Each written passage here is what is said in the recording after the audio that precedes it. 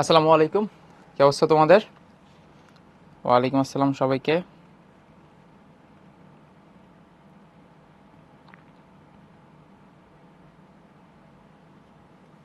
আচ্ছা, ঠিক আছে। আমরা আজকে এই অধ্যায়ের লাস্ট লেকচারটা নিয়ে আলোচনা করব।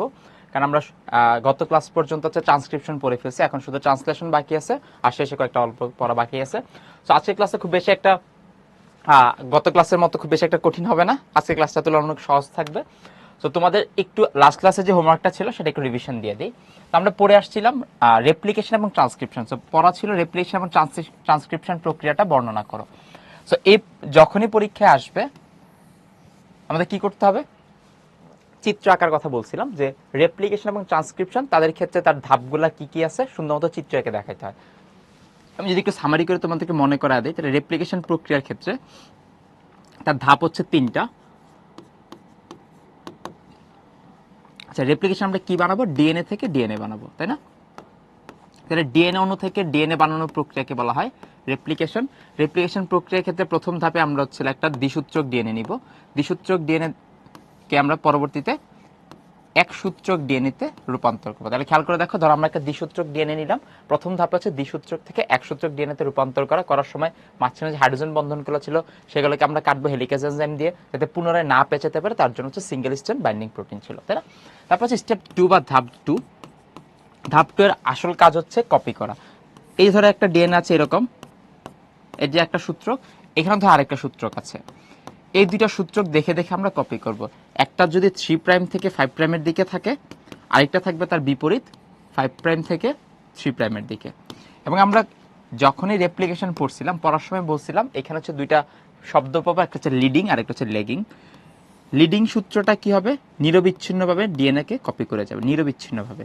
তাহলে নতুন যে ডিএনএ তৈরি হয় তার ডিরেকশন সবসময় 5 প্রাইম থেকে 3 প্রাইমের দিকে থাকে, কারণ ডিএনএ তৈরি করার জন্য দরকার ডিএনএ পলিমারেজ,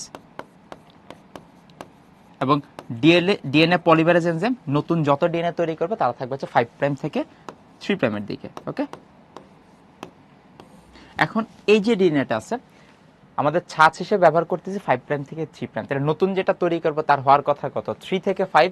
কিন্তু 3 থেকে 5 এর মধ্যে তো ডিএনএ পলিমারেজ কাজ করতে পারে না, এই জন্য তারা কি করবে, তারা বিপরীত দিকে কাজ করা শুরু করবে। তাহলে এটা উপর থেকে নিচের দিকে কাজ করবে, আর এটা উল্টা নিচ থেকে উপরের দিকে কাজ করবে। ওকে, এখানেও তারা কপি করবে। সো এখানে কপি করার সময় একটা জিনিস আমরা একটু খেয়াল করব, এখানে কপি করার সময় জায়গাগুলো থেমে থেমে তৈরি করবে। একটু কপি করলো, আবার একটু থেমে গেল, আবার একটু কপি করলো, আবার একটু থেমে যাবে, এভাবে করে তারা কাজ করবে। তার মানে একটা সূত্রক থাকবে নিরবিচ্ছিন্ন আর আরেকটা সূত্রক থাকবে থেমে থেমে। তাহলে যে সূত্রকটা নিরবিচ্ছিন্ন কাজ করবে এটাকে আমরা বলবো লিডিং সূত্র, আর যেটা থেমে থেমে কাজ করবে তাকে আমরা বলছি লেগিং সূত্র। এবং লেগিং সূত্রকের মধ্যে যে খণ্ডগুলা পাওয়া যায় এই খণ্ডগুলাকে বলা হয় ওকাজাকি খণ্ড, এবং ওকাজাকি খণ্ডগুলাকে জোড়া লাগানোর জন্য দরকার লাইগেজ এনজাইম। আগের ক্লাসে পড়াটা রিভিশন দিচ্ছি, তোমরা একটু সুন্দর মতো আমার সাথে রিভিশন দিয়ে নিতে পারো। তাহলে আমরা দেখলাম রেপ্লিকেশন প্রক্রিয়া, যে প্রক্রিয়া একটা ডিএনএ অণু থেকে আরেকটা ডিএনএ অণু তৈরি করা হয় সেই প্রক্রিয়াকে বলা হচ্ছে রেপ্লিকেশন। রেপ্লিকেশনের ধাপ 1 এর মধ্যে তারা দ্বিসূত্রক ডিএনএ থেকে একসূত্রক ডিএনএ রূপান্তর করবে। ধাপ 2 তে এই যে দুইটা সূত্রক বললাম তাদের দুজনকে আমরা কপি করবো, কারণ নতুন যত ডিএনএ থাকে তারা থাকবে দ্বিসূত্রক ডিএনএ। কপি করার পরে কপি করার সময় ডিএনএ পলিমারেজ এনজাইম নতুন যত ডিএনএ তৈরি করবে 5 প্রাইম থেকে 3 প্রাইম। তাহলে একটা সূত্রক নিরবিচ্ছিন্নভাবে কাজ করবে বা রেপ্লিকেশন ফর্কের দিকে যাবে, আরেকটা সূত্রক রেপ্লিকেশন ফর্কের বিপরীতে যাবে। বিপরীত যে সূত্রকটা যায় তাকে বলে লেগিং সূত্র। এখানে অনেকগুলো খণ্ড খণ্ড ডিএনএ পাওয়া যায় যাকে বলে ওকাজাকি খণ্ড, এবং ওকাজাকি খণ্ডগুলোকে পরবর্তীতে লাইগেজ এনজাইমের সাথে একসাথে আমরা জোড়া লাগবো। এই ধাপ 2 শেষ করার পরে ধাপ 3 তে আমরা কিছু মেরামত করব, তাই না? ধাপ 3 তে আমরা প্রুফ রিডিং করবো এবং কিছু মেরামত করব। তার মানে যদি ডিএনএতে কোনো ভুল হয় সেই জিনিসগুলোকে আমরা মেরামত করব। তাহলে প্রথমত আমরা মেরামত করব, তার সাথে কোনো মিসম্যাচ থাকলে আমরা প্রুফ রিডিং করব। ওকে, তাহলে প্রুফরিডিং এর কাজটা কি, যদি কোনো মিসম্যাচ হয় যে এর জায়গায় টি না বসে, যদি এর জায়গায় জি বসে যায়, সি এর বিপরীতে জি বসার কথা জি না বসে যদি অন্য কিছু একটা বসে, তখন আমরা সেগুলোকে বলতেছি মিসম্যাচ। আর মিসম্যাচগুলোকে ঠিক করার প্রক্রিয়াকে বলা হচ্ছে প্রুফরিডিং। আর মেরামত জিনিসটা কি, মেরামত হচ্ছে আমরা বলছিলাম যে ডিএনএ এর উপরে সরাসরি ডিএনএ পলিমারেজ এনজাইম কাজ করতে পারে না, করতে পারার কারণে তার শুরুতে একটা দরকার হচ্ছে আরএনএ প্রাইমার, তাই না? এই আরএনএ প্রাইমার গুলাকে পরবর্তীতে আমরা প্রতিস্থাপন করে দিব। তাহলে আরএনএ প্রাইমার প্রতিস্থাপন করব, শেষ। এই হচ্ছে আমাদের রেপ্লিকেশন প্রক্রিয়া। আমি যত সামারি করে বলা যায় বলে দিছি, তোমরা ডিটেলসে অলরেডি জানো, তো এখান থেকে তোমরা একটু রিভিশন দিয়ে নাও। যে প্রক্রিয়া একটা ডিএনএ অণু থেকে আরেকটা ডিএনএ অণু তৈরি করা, সেই প্রক্রিয়াকে বলা হয় রেপ্লিকেশন। রেপ্লিকেশন ধাপ 3টা। প্রথম ধাপে দ্বিসূচক ডিএনএ থেকে একসূচক ডিএনএ তৈরি করা, ধাপ 2তে নতুন ডিএনএ তৈরি করা বা নতুন ডিএনএ সূচক তৈরি করা, আর ধাপ 3তে হচ্ছে হলো মেরামত করা, পাশাপাশি মিসম্যাচ থাকলে সেগুলোকে প্রুফরিডিং করা। প্রুফরিডিং মানে কোনো ভুল থাকলে ভুলগুলোকে সংশোধন করে দেওয়া, আর মেরামত মানে হচ্ছে আরএনএ প্রাইমার যেগুলো ছিল সেই প্রাইমারগুলোকে পরবর্তীতে ডিএনএ দিয়ে প্রতিস্থাপন করে দেওয়া। ধাপ 2তে যখন নতুন ডিএনএ তৈরি হচ্ছিল, হওয়ার সময় একটা সূচক নিরবিচ্ছিন্নভাবে কাজ করবে, যাকে আমরা বলি লিডিং সূত্র। আরেকটা হচ্ছে থেমে থেমে কাজ করে, তাকে বলা হচ্ছে লেগিং সূত্র। লেগিং সূত্রের মধ্যে অনেকগুলো খণ্ড পাবো, খণ্ডগুলোকে বলা হচ্ছে ওকাজাকি খণ্ড। ওকাজাকি খণ্ডগুলোকে পরবর্তীতে লাইগেজ এনজাইমের সহায়তায় আমরা জোড়া লাগাই ফেলবো। নতুন যত ডিএনএ তৈরি করবে, ডিএনএ তৈরি করার জন্য ডিএনএ পলিমারেজ 3 এনজাইম কাজ করবে, এবং তাদের ডিরেকশন থেকে 5 প্রাইম থেকে 3 প্রাইমের দিকে, তাই না? এবং এখান থেকে আমরা পড়ছিলাম একটা যাচ্ছে হলো রেপ্লিকেশন ফর্কের দিকে, মানে প্যাচগুলো যেদিকে খুলতেছে সেদিকে যাচ্ছে, আরেকটা হচ্ছে রেপ্লিকেশন ফর্কের বিপরীতে। এই হচ্ছিল আমাদের রেপ্লিকেশন প্রক্রিয়া। এবার যদি আমরা একটু ট্রান্সক্রিপশনটা খেয়াল করি, তাহলে ট্রান্সক্রিপশন মানে হচ্ছে আমরা এখন ডিএনএ থেকে আরএনএ তৈরি করব। তাহলে ডিএনএ থেকে এমআরএনএ বা মেসেঞ্জার আরএনএ তৈরি করার প্রক্রিয়াকে বলা হচ্ছে ট্রান্সক্রিপশন। ট্রান্সক্রিপশনের দরকারটা কি, ডিএনএ মধ্যে অনেকগুলো মেসেজ থাকে, সেই মেসেজগুলো পরবর্তীতে আমি কোড করে বা কপি করে রাইবোজোম পর্যন্ত পাঠাবো প্রোটিন তৈরি করার জন্য, কারণ আমার প্রত্যেকটা বৈশিষ্ট্য প্রোটিনের মধ্যে প্রকাশিত হয়। এই যে মানুষটা লম্বা হচ্ছে, কালো হচ্ছে, সাদা হচ্ছে, বা কারোর চুলের রং লাল কালার, কারোর চুলের রং কালো কালার, চোখের মনি কারোর নীল কালার, ব্রাউন কালার, যা যা কালার আছে সবগুলো প্রকাশ পাচ্ছে প্রোটিনের মাধ্যমে। তাহলে ডিএনএ থেকে সেই প্রোটিনগুলো তৈরি করার জন্য মাঝখানে বার্তা হিসেবে পাচ্ছি আমরা এমআরএনএ। তাহলে এমআরএনএ তৈরি করার প্রক্রিয়াকে বলা হচ্ছে ট্রান্সক্রিপশন। যে প্রক্রিয়া ডিএনএ থেকে এমআরএনএ তৈরি করা হয় সেই প্রক্রিয়াকে বলা হচ্ছে ট্রান্সক্রিপশন। তাহলে ট্রান্সক্রিপশন কিভাবে হয় আমরা যদি একটু প্রসেসটা খেয়াল করে দেখি, তাহলে এখানেও সেম জিনিস 3টে স্টেপে হবে। এখানে আমরা কি তৈরি করব, এখানে হচ্ছে আমরা এমআরএনএ তৈরি করব। এমআরএনএ যেহেতু এক সূত্রক, তাহলে আমাদের কাজ কি থাকবে, এই ডিএনএটাকে আমরা হচ্ছে কপি করব, এবং কপি করার সময় শুধুমাত্র একটা সূত্রককে কপি করব। তাহলে খেয়াল করে দেখো, এটা হচ্ছে আমাদের একটা এমআরএনএ,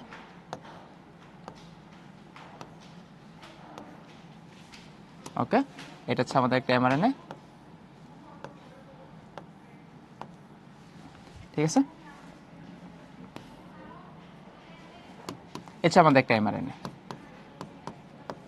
তাহলে আমাদের কাজ কি, এমআরএনএ যেহেতু এক সূত্রক এবং তাদের দিক থেকে 5 প্রাইম থেকে 3 প্রাইমের দিকে, কারণ আমরা জানি নতুন যত ডিএনএ বা আরএনএ তৈরি হবে তাদের জন্য যে পলিমারেজ এনজাইম কাজ করে তারা সবসময় 5 প্রাইম থেকে 3 প্রাইমের দিকে ডিএনএ কে কপি করে। তাহলে খেয়াল করে দেখো, যদি আমাদের কাছে একটা এরকম ডিএনএ থাকে দ্বিসূত্রক, ধরো এরকম একটা দ্বিসূত্রক ডিএনএ আছে, ওকে, তাহলে একটা হচ্ছে 3 প্রাইম থেকে 5 প্রাইম, আরেকটা হচ্ছে 5 প্রাইম থেকে 3 প্রাইম। এখন তুমি নিজেই বলো তুমি কোনটাকে কপি করবা, কারণ আমরা যদি 3 প্রাইম থেকে 5 প্রাইমকে কপি করি তাহলে তো তার বিপরীতে আমরা তৈরি করতে পারবো 5 থেকে 3। এই জন্য আমরা রেপ্লিকেশন প্রক্রিয়ায় দুইটাকে ছাঁচ হিসেবে ব্যবহার করি, কিন্তু ট্রান্সক্রিপশন প্রক্রিয়ায় ডিএনএ কে একটা সূত্রকে ছাঁচ হিসেবে ব্যবহার করি, সেই ছাঁচের নাম হচ্ছে 3 প্রাইম থেকে 5 প্রাইম। তাহলে এখান থেকে আমরা একটু লিখে রাখি ছোট করে, তাহলে এখানে ছিল টেমপ্লেট বা ছাঁচ হিসেবে আমরা ব্যবহার করব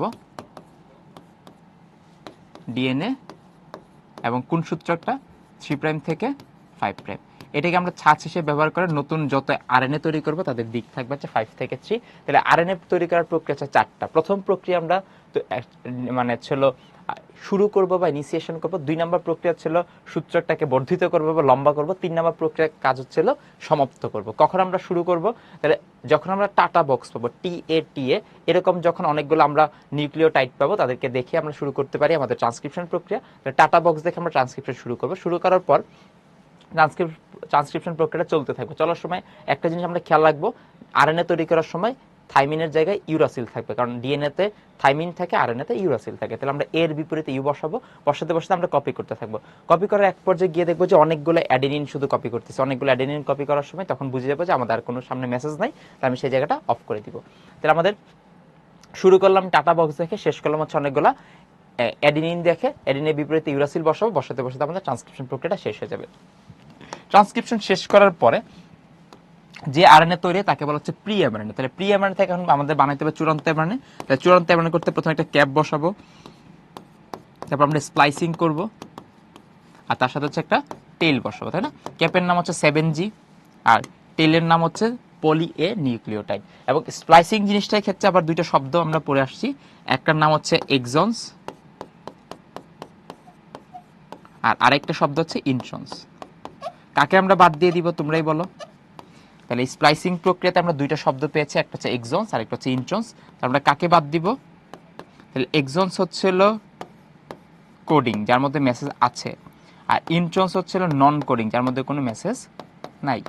তাহলে যার মধ্যে কোনো মেসেজ নাই সেই অংশগুলো আমাদের রাখারও কোনো দরকার নেই, এই জন্য আমরা নন কোডিং অঞ্চলগুলোকে। আচ্ছা, আতিক একটা প্রশ্ন করছে, ভাই 5 প্রাইম আর 3 প্রাইম জিনিসটা কি? তোমরা যদি ডিএনএ ক্লাসটা একটু দেখে থাকো, ডিএনএ গঠনের সময় ডিএনএ হচ্ছে 5 শর্করা বিশিষ্ট, 5 কার্বন বিশিষ্ট শর্করা দিয়ে তৈরি হয়, আরএনএও 5 কার্বন বিশিষ্ট শর্করা দিয়ে তৈরি হয়। তাহলে এই প্রাইম দিয়ে হচ্ছে আমরা কার্বন সংখ্যা দেখাচ্ছি, তাহলে মানে ছিল 5 প্রাইম মানে হচ্ছে 5 নাম্বার কার্বন, 3 প্রাইম মানে হচ্ছে 3 নাম্বার কার্বন, ঠিক আছে? তুমি ডিএনএ স্ট্রাকচারের মধ্যে 5টা কার্বন পাবে এরকম। এটা হচ্ছে ডিএনএ স্ট্রাকচার, সহজ করে দেখাই তোমাদেরকে।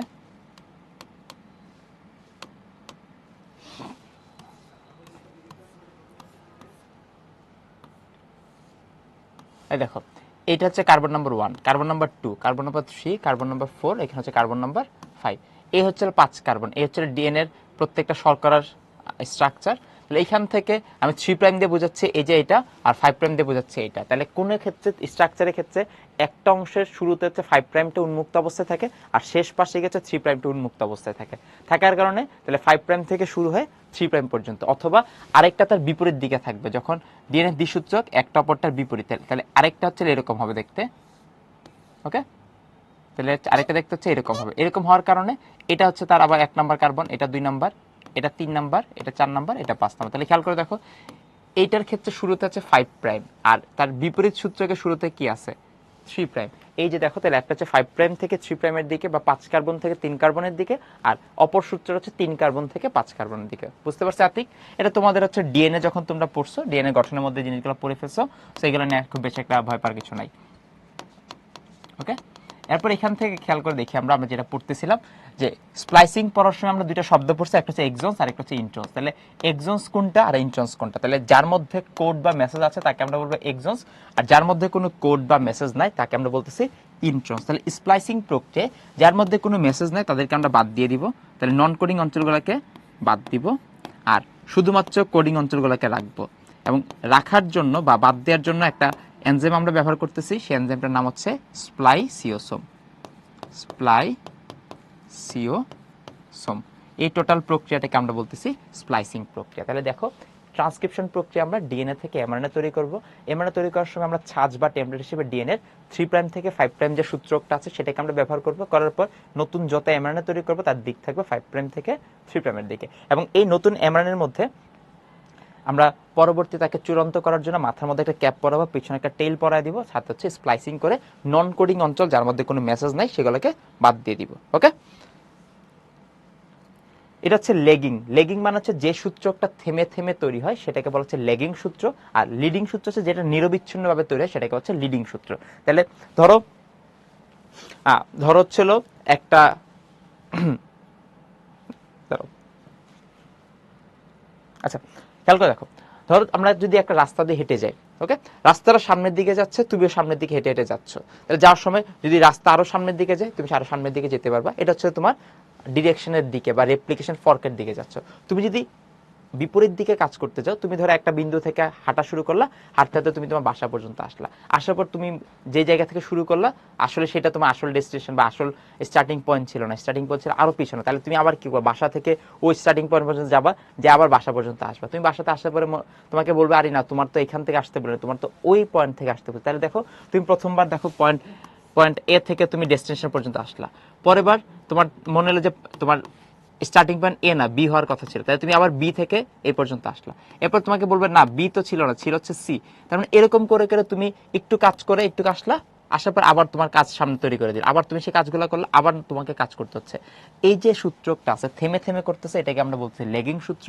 এবং রেপ্লিকেশন প্রক্রিয়ায় যেহেতু দুইটা সূত্রকে কপি করা লাগে, কপি করার জন্য একটা হচ্ছে রেপ্লিকেশন ফর্কের দিকে যায় বা সরাসরি কাজ করার দিকে যায়, যেই দিকে প্যাচ খুলে সেদিকে সে আমরা আগে যায়, আগে যাওয়ার কারণে সূত্রটা নিরবিচ্ছিন্ন কাজ করবে।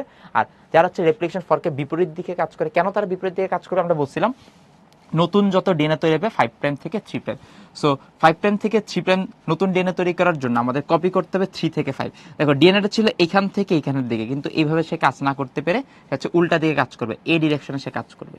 তাহলে এই ডিরেকশনে কাজ করার জন্য তার সূত্র হচ্ছে লেগিং সূত্র হয়। এটা হচ্ছে রেপ্লিকেশনের ক্ষেত্রে। আর ট্রান্সক্রিপশনের ক্ষেত্রে আমরা যখন এমআরএনএ তৈরি করবো তাকে চূড়ান্ত করার জন্য ক্যাপ, টেইল এবং স্প্লাইসিং করতে হয়। স্প্লাইসিং এর দুইটা শব্দ, একটা হচ্ছে এক্সন্স, একটা হচ্ছে ইন্ট্রন্স, এবং এক্সন্স এবং ইন্ট্রন্সগুলো থেকে ইন্ট্রন্সকে বাদ দিব, এক্সন্সগুলোকে রেখে দিব। এখন প্রশ্ন হচ্ছে আমরা কেন এমআরএনএ তৈরি করলাম, দরকারটা কি? তাহলে এমআরএনএ কাজ হচ্ছে একটা বার্তা বহন করা। কি তৈরির বার্তা বহন করা? প্রোটিন তৈরির বার্তা বহন করা। কারণ আমাদের আলটিমেট টার্গেট হচ্ছে প্রোটিন তৈরি করা, এবং প্রোটিন তৈরি করার মাধ্যমে আমাদের যত ধরনের বৈশিষ্ট্য আছে সেই বৈশিষ্ট্যগুলো আমরা প্রকাশ করবো। এই যে প্রোটিন তৈরি করার বার্তা যে বহন করে, বার্তা বহন করার সময় এখানে দেখো এই যে 3টা করে অক্ষর একসাথে, এখানে হচ্ছে 3টা করে অ্যালফাবেট থাকবে। কিরকম দেখো, এখানে থাকবে হচ্ছে এ ইউ জি, ওকে। তারপর একটু দেখি, এখানে থাকবে হচ্ছে যে কোনো কিছু একটা সি সি জি, যা মনে হচ্ছে বসাও, কোনো সমস্যা নেই, কারণ হচ্ছে জেনেটিক কোড এরকম পারমিটেশন কম্বিনেশন হিসেবে তৈরি হয়। তারপর এখানে ধরো বসবে হচ্ছিল, এখানে ধরো বসবে হচ্ছিল জি ইউ সি, তারপর এখানে ধরো বসবে ইউ এ এ।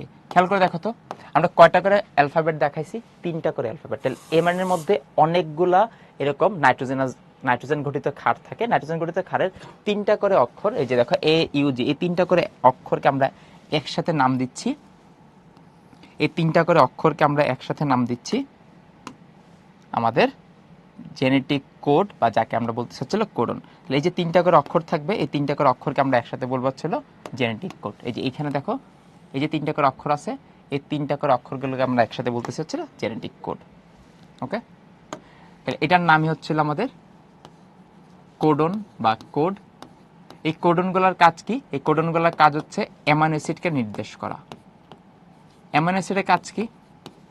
অ্যামাইনো অ্যাসিডের কাজ হচ্ছে অনেকগুলা অ্যামাইনো অ্যাসিড, ধরো এটা একটা অ্যামাইনো অ্যাসিড, এটা একটা অ্যামাইনো অ্যাসিড, এরকম অনেকগুলো অ্যামাইনো অ্যাসিড একসাথে যখন যুক্ত হবে, অনেকগুলো অ্যামাইনো অ্যাসিড যখন একসাথে যুক্ত হয়, হওয়ার পর তারা তৈরি করবে হচ্ছে প্রোটিন। এই যে অ্যামাইনো অ্যাসিড, এই যে একটা অ্যামাইনো অ্যাসিড, এই যে একটা অ্যামাইনো অ্যাসিড, অনেকগুলো অ্যামাইনো অ্যাসিড যখন একসাথে যুক্ত হয়, হওয়ার পর তারা তৈরি করবে প্রোটিন। তাহলে খেয়াল করে দেখো জিনিসগুলো কিন্তু একটার সাথে একটা কানেক্টেড। আমরা লাস্ট ক্লাস পর্যন্ত ট্রান্সক্রিপশন পড়ছি, ট্রান্সক্রিপশনের পরে যদি আমি জিনিসটাকে এখানেই দেখে নিই, ট্রান্সক্রিপশনের মধ্যে একটা মেসেজ আছে, যে মেসেজটার কাজ হচ্ছে প্রোটিন তৈরি করা। এই যে মেসেজগুলো তার হচ্ছে 3টা অক্ষর করে পাওয়া যায়, এই 3টা অক্ষরকে আমরা একসাথে বলতেছি কোডন বা জেনেটিক কোড। তাহলে কোডন কয় অক্ষর বিশিষ্ট? 3 অক্ষর বিশিষ্ট, এই জন্য তাকে আরেকটা নামে ডাকা হয় ট্রিপলেট। ট্রিপলেট মানে 3। তাহলে জেনেটিক কোড 3 অক্ষর বিশিষ্ট, এই যে একটা কোড, এই যে একটা কোড, এই যে একটা কোড, অনেকগুলো কোড আছে, এরকম অনেকগুলো কোড একসাথে আসবে। প্রত্যেকটা কোড এক একটা নির্দিষ্ট অ্যামাইনো অ্যাসিডকে নির্দেশ করে, এবং অ্যামাইনো অ্যাসিডের কাজ প্রোটিন তৈরি করা। অনেকগুলো অ্যামাইনো অ্যাসিড একসাথে যখন যুক্ত হয়, হওয়ার পর তারা তৈরি করবে প্রোটিন, ওকে। এই হচ্ছে আমাদের লাস্ট ক্লাসে পড়া ছিল, পড়াগুলো আমি সুন্দর মতো সামারি করে দিছি।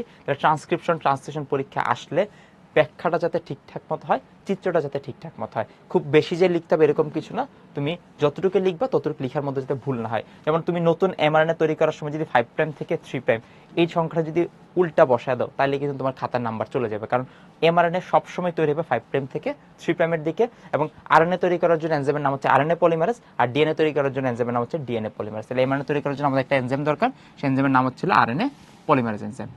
ওকে, তাহলে এখানে কাজ করবে RNA পলিমারেজ এনজাইম।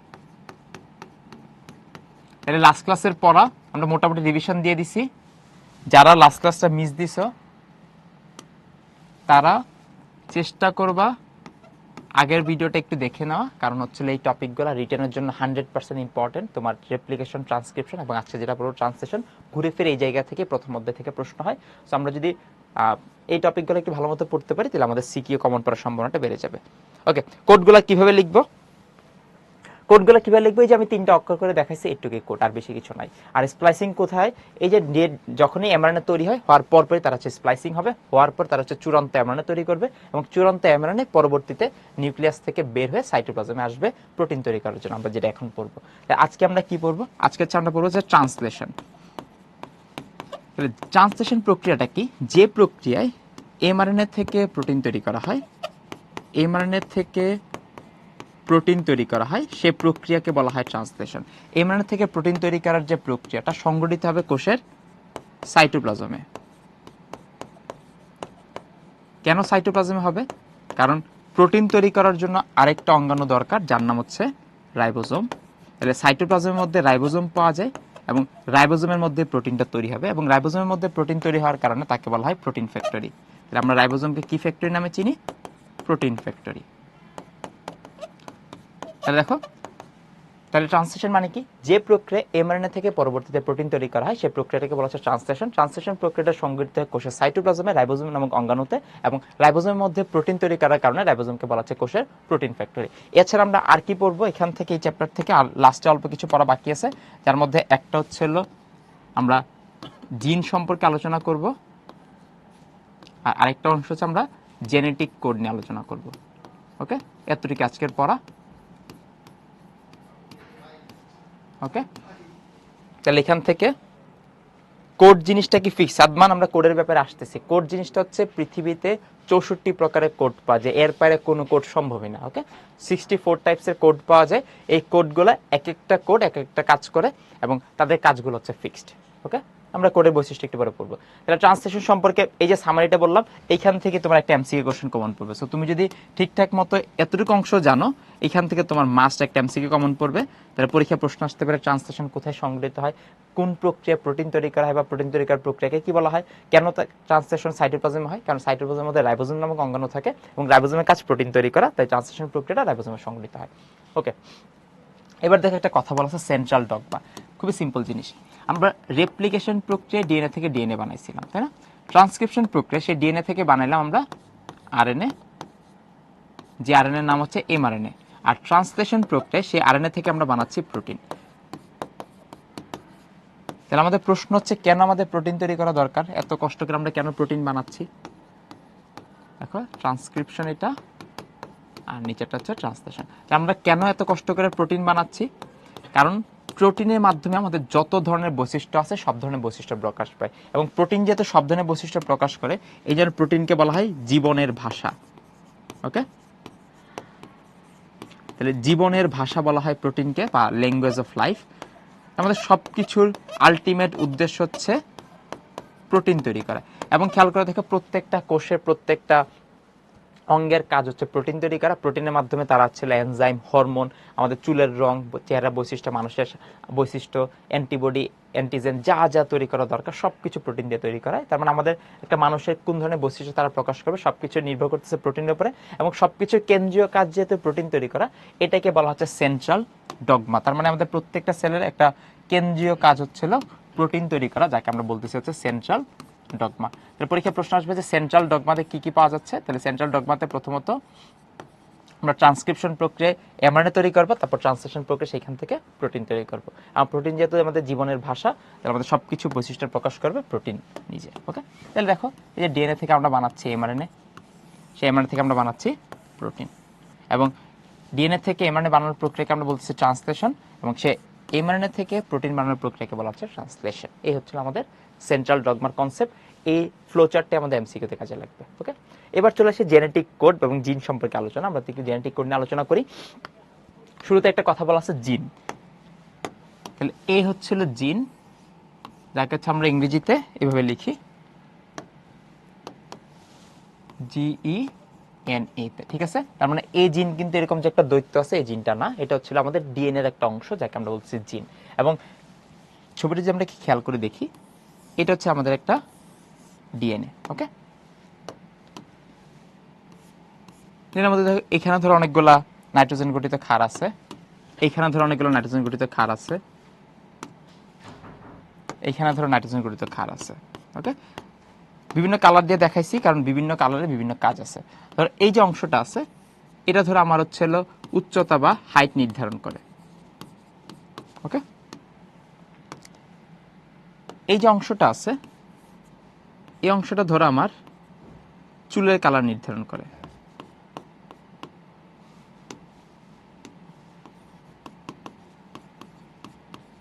ওকে, ধরো এই যে অংশটা আছে,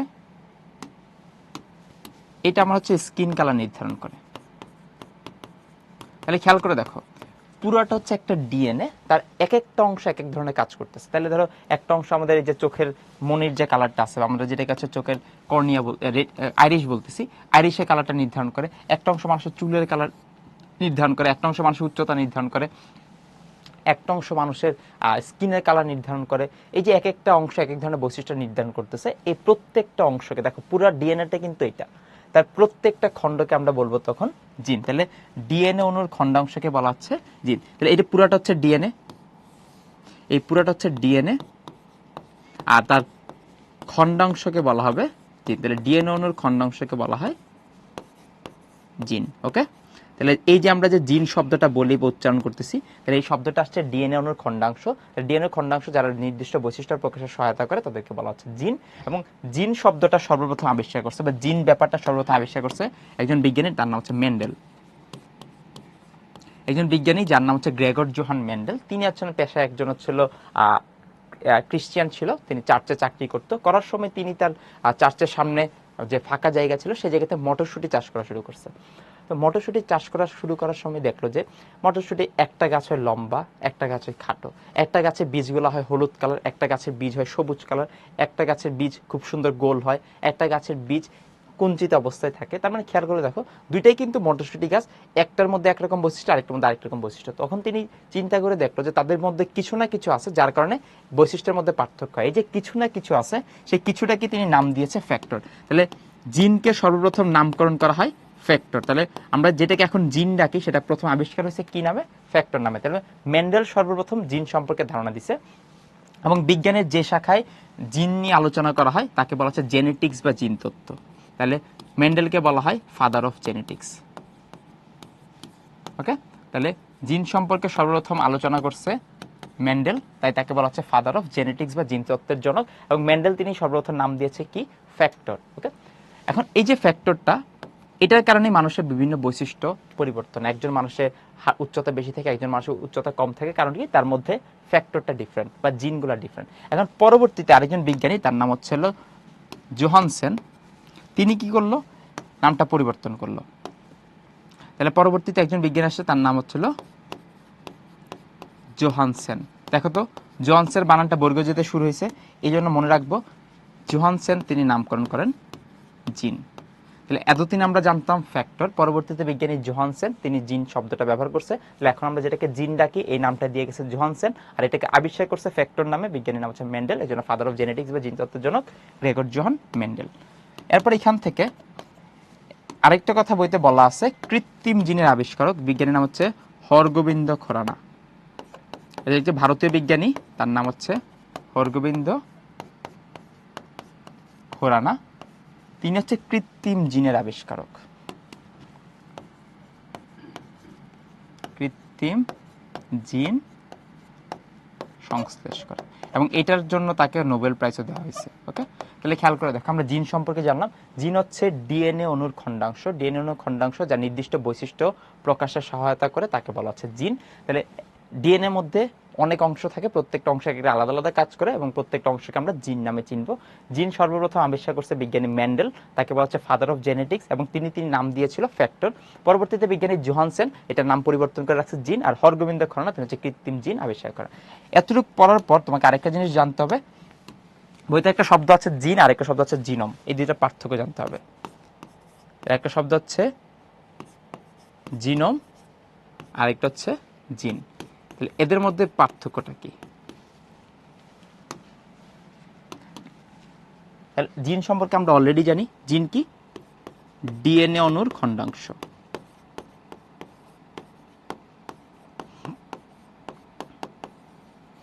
ওকে, আর জিনোম জিনিসটা কি? এক সেট ক্রোমোজোমে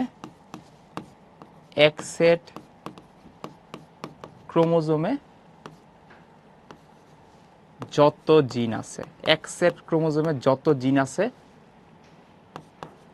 তাদের সমষ্টিকে বলা হয় জিনোম। তাহলে খেয়াল করে দেখো, দুইটা শব্দ, একটা হচ্ছে জিন আর একটা হচ্ছে জিনোম। তাহলে জিন হচ্ছে ডিএনএ অণুর খণ্ডাংশ যারা নির্দিষ্ট বৈশিষ্ট্য প্রকাশে সহায়তা করবে, আর জিনোম হচ্ছে একটা সেট ক্রোমোজোমের মধ্যে যত যত জিন আছে তাদের সমষ্টিকে আমরা ডাকবো হচ্ছে জিনোম। তাহলে আসলে এক সেট ক্রোমোজোম বলতে কি বোঝানো হচ্ছে তোমরা একটু খেয়াল করে যদি দেখো, আমি লাস্ট ক্লাসে বলছিলাম যে প্রত্যেকটা জীব শুরু হয় কোন জায়গা থেকে, একটা হচ্ছে শুক্রাণু আর একটা হচ্ছে ডিম্বাণু। তাহলে শুক্রাণু এবং ডিম্বাণু, মানুষের কথা যদি চিন্তা করি, মানুষের শুক্রাণুর মধ্যে ক্রোমোজোম থাকবে 23টা, মানুষের শুক্রাণুতে ক্রোমোজোম থাকে 23, মানুষের ডিম্বাণুতে ক্রোমোজোম থাকে 23। এই যে 23টা ক্রোমোজোমকে আমরা এক সেট ক্রোমোজোম বলি, এখানে যে 23টা ক্রোমোজোম আছে সেই ক্রোমোজোমগুলোকে আমরা এক সেট ক্রোমোজোম বলি। তাহলে শুক্রাণুতে এক সেট ক্রোমোজোম, ডিম্বাণুতে এক সেট ক্রোমোজোম। তাহলে একটা মানুষের প্রত্যেকটা কোষে ক্রোমোজোম থাকে 46টা, তার মানে হচ্ছে কয় সেট? 2 সেট, যেটাকে আমরা 2n বা ডিপ্লয়েড বলতেছি। এই যে এক সেট ক্রোমোজোম আছে, এই এক সেট ক্রোমোজোমের মধ্যে যত যত জিন আছে, এই 23টা ক্রোমোজোমে সব জিনকে আমরা একসাথে বলতেছি হচ্ছিল জিনোম। সব জিনকে আমরা একসাথে বলবো জিনোম। তাহলে 23টা ক্রোমোজোমের মধ্যে যত যত জিন আছে সবগুলো আমরা বলতেছি জিনোম। তাহলে এখানে জিনোম আছে কয়টা? একটা। তাহলে সেম জিনিস, এখানেও যত জিন আছে সবগুলো সমষ্টিকে আমরা বলতেছি জিনোম। তাহলে এখানেও জিনোম আছে কয়টা? একটা। ঠিক আছে, তাহলে আমরা দেখলাম জিনোম শব্দটা ছিল সবগুলা জিনের সমষ্টিকে বলা হয় জিনোম। এক সেট ক্রোমোজোমে যত জিন থাকে তার সমষ্টিকে বলা হয় জিনোম। তার শুক্রাণুতে জিন থাকে হচ্ছে 23টা, ক্রোমোজোম থাকে 23টা, তার জিন সংখ্যাকে একসাথে আমরা সমষ্টি করে বলবো একটা জিনোম। ডিম্বাণুতে সেম জিনিস, 23টা ক্রোমোজোম থাকে, তাদের সবগুলা সমষ্টিকে আমরা একসাথে বলছি জিনোম, এবং জিনোমের সংখ্যা হচ্ছে একটা। তার একটা মানুষের মধ্যে জিনোম থাকবে 2 সেট, বাবা থেকে এক সেট, মা থেকে এক সেট, মনে থাকবে। তাহলে জিন হচ্ছে ডিএনএ খণ্ডাংশ, আর জিনোম হচ্ছে এক সেট ক্রোমোজোমের সবগুলা জিনের সমষ্টিকে বলা হয় জিনোম। তাহলে জিনোমের সংখ্যা মানুষের 2টা, আর জিনের সংখ্যা হচ্ছে অসংখ্য, কোটি কোটি। ওকে, এখান থেকে পরবর্তী তথ্য, এই জিন এবং জিনোমকে দুইটা আলাদা নামে ডাকা হয়। জিনকে বলা হয় ব্লুপ্রিন্ট, ওকে, আর জিনোমকে বলা হয় মাস্টার ব্লুপ্রিন্ট।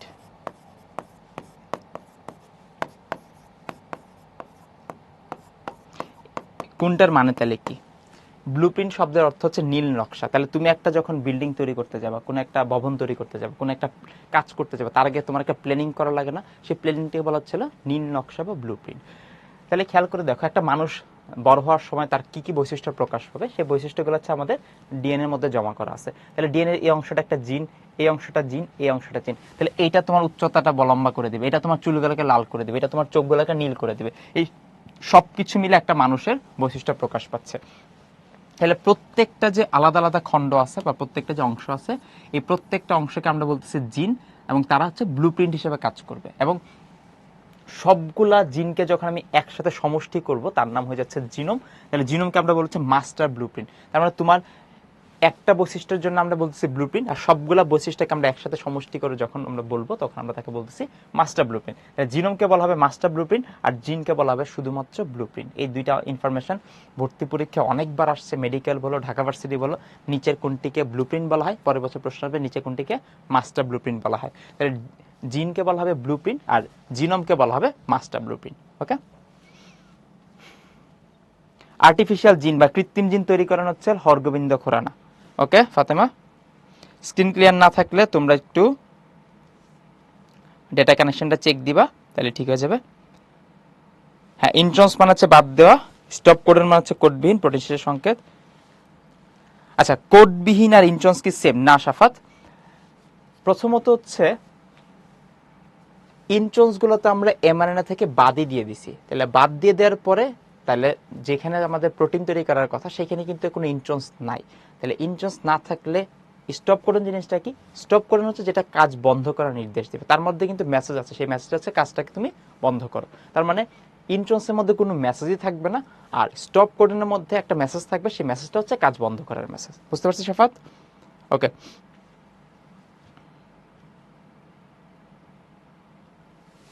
আচ্ছা, প্রকৃত কোষ আর আদি কোষের মধ্যে যে টাটা বক্সের ডিফারেন্সটা কি?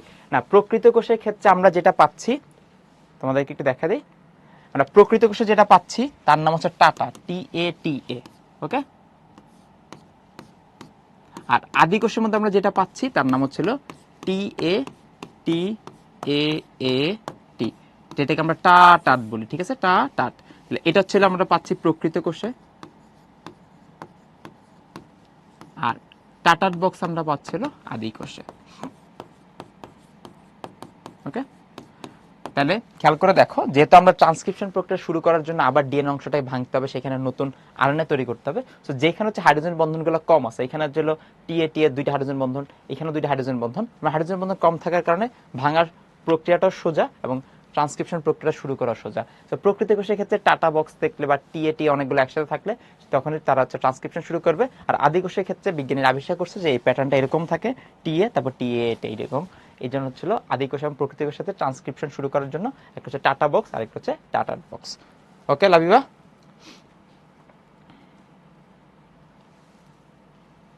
আচ্ছা, ফাতেমা হচ্ছে আমার থেকে আগে আছে। এখন ফাতেমা কি টাইম ট্রাভেল করে কিনা আমি জানি না, আমি যে টপিকটা এখনো পড়াই না সেই টপিক থেকে তুমি কেন প্রশ্ন করবা? ওকে।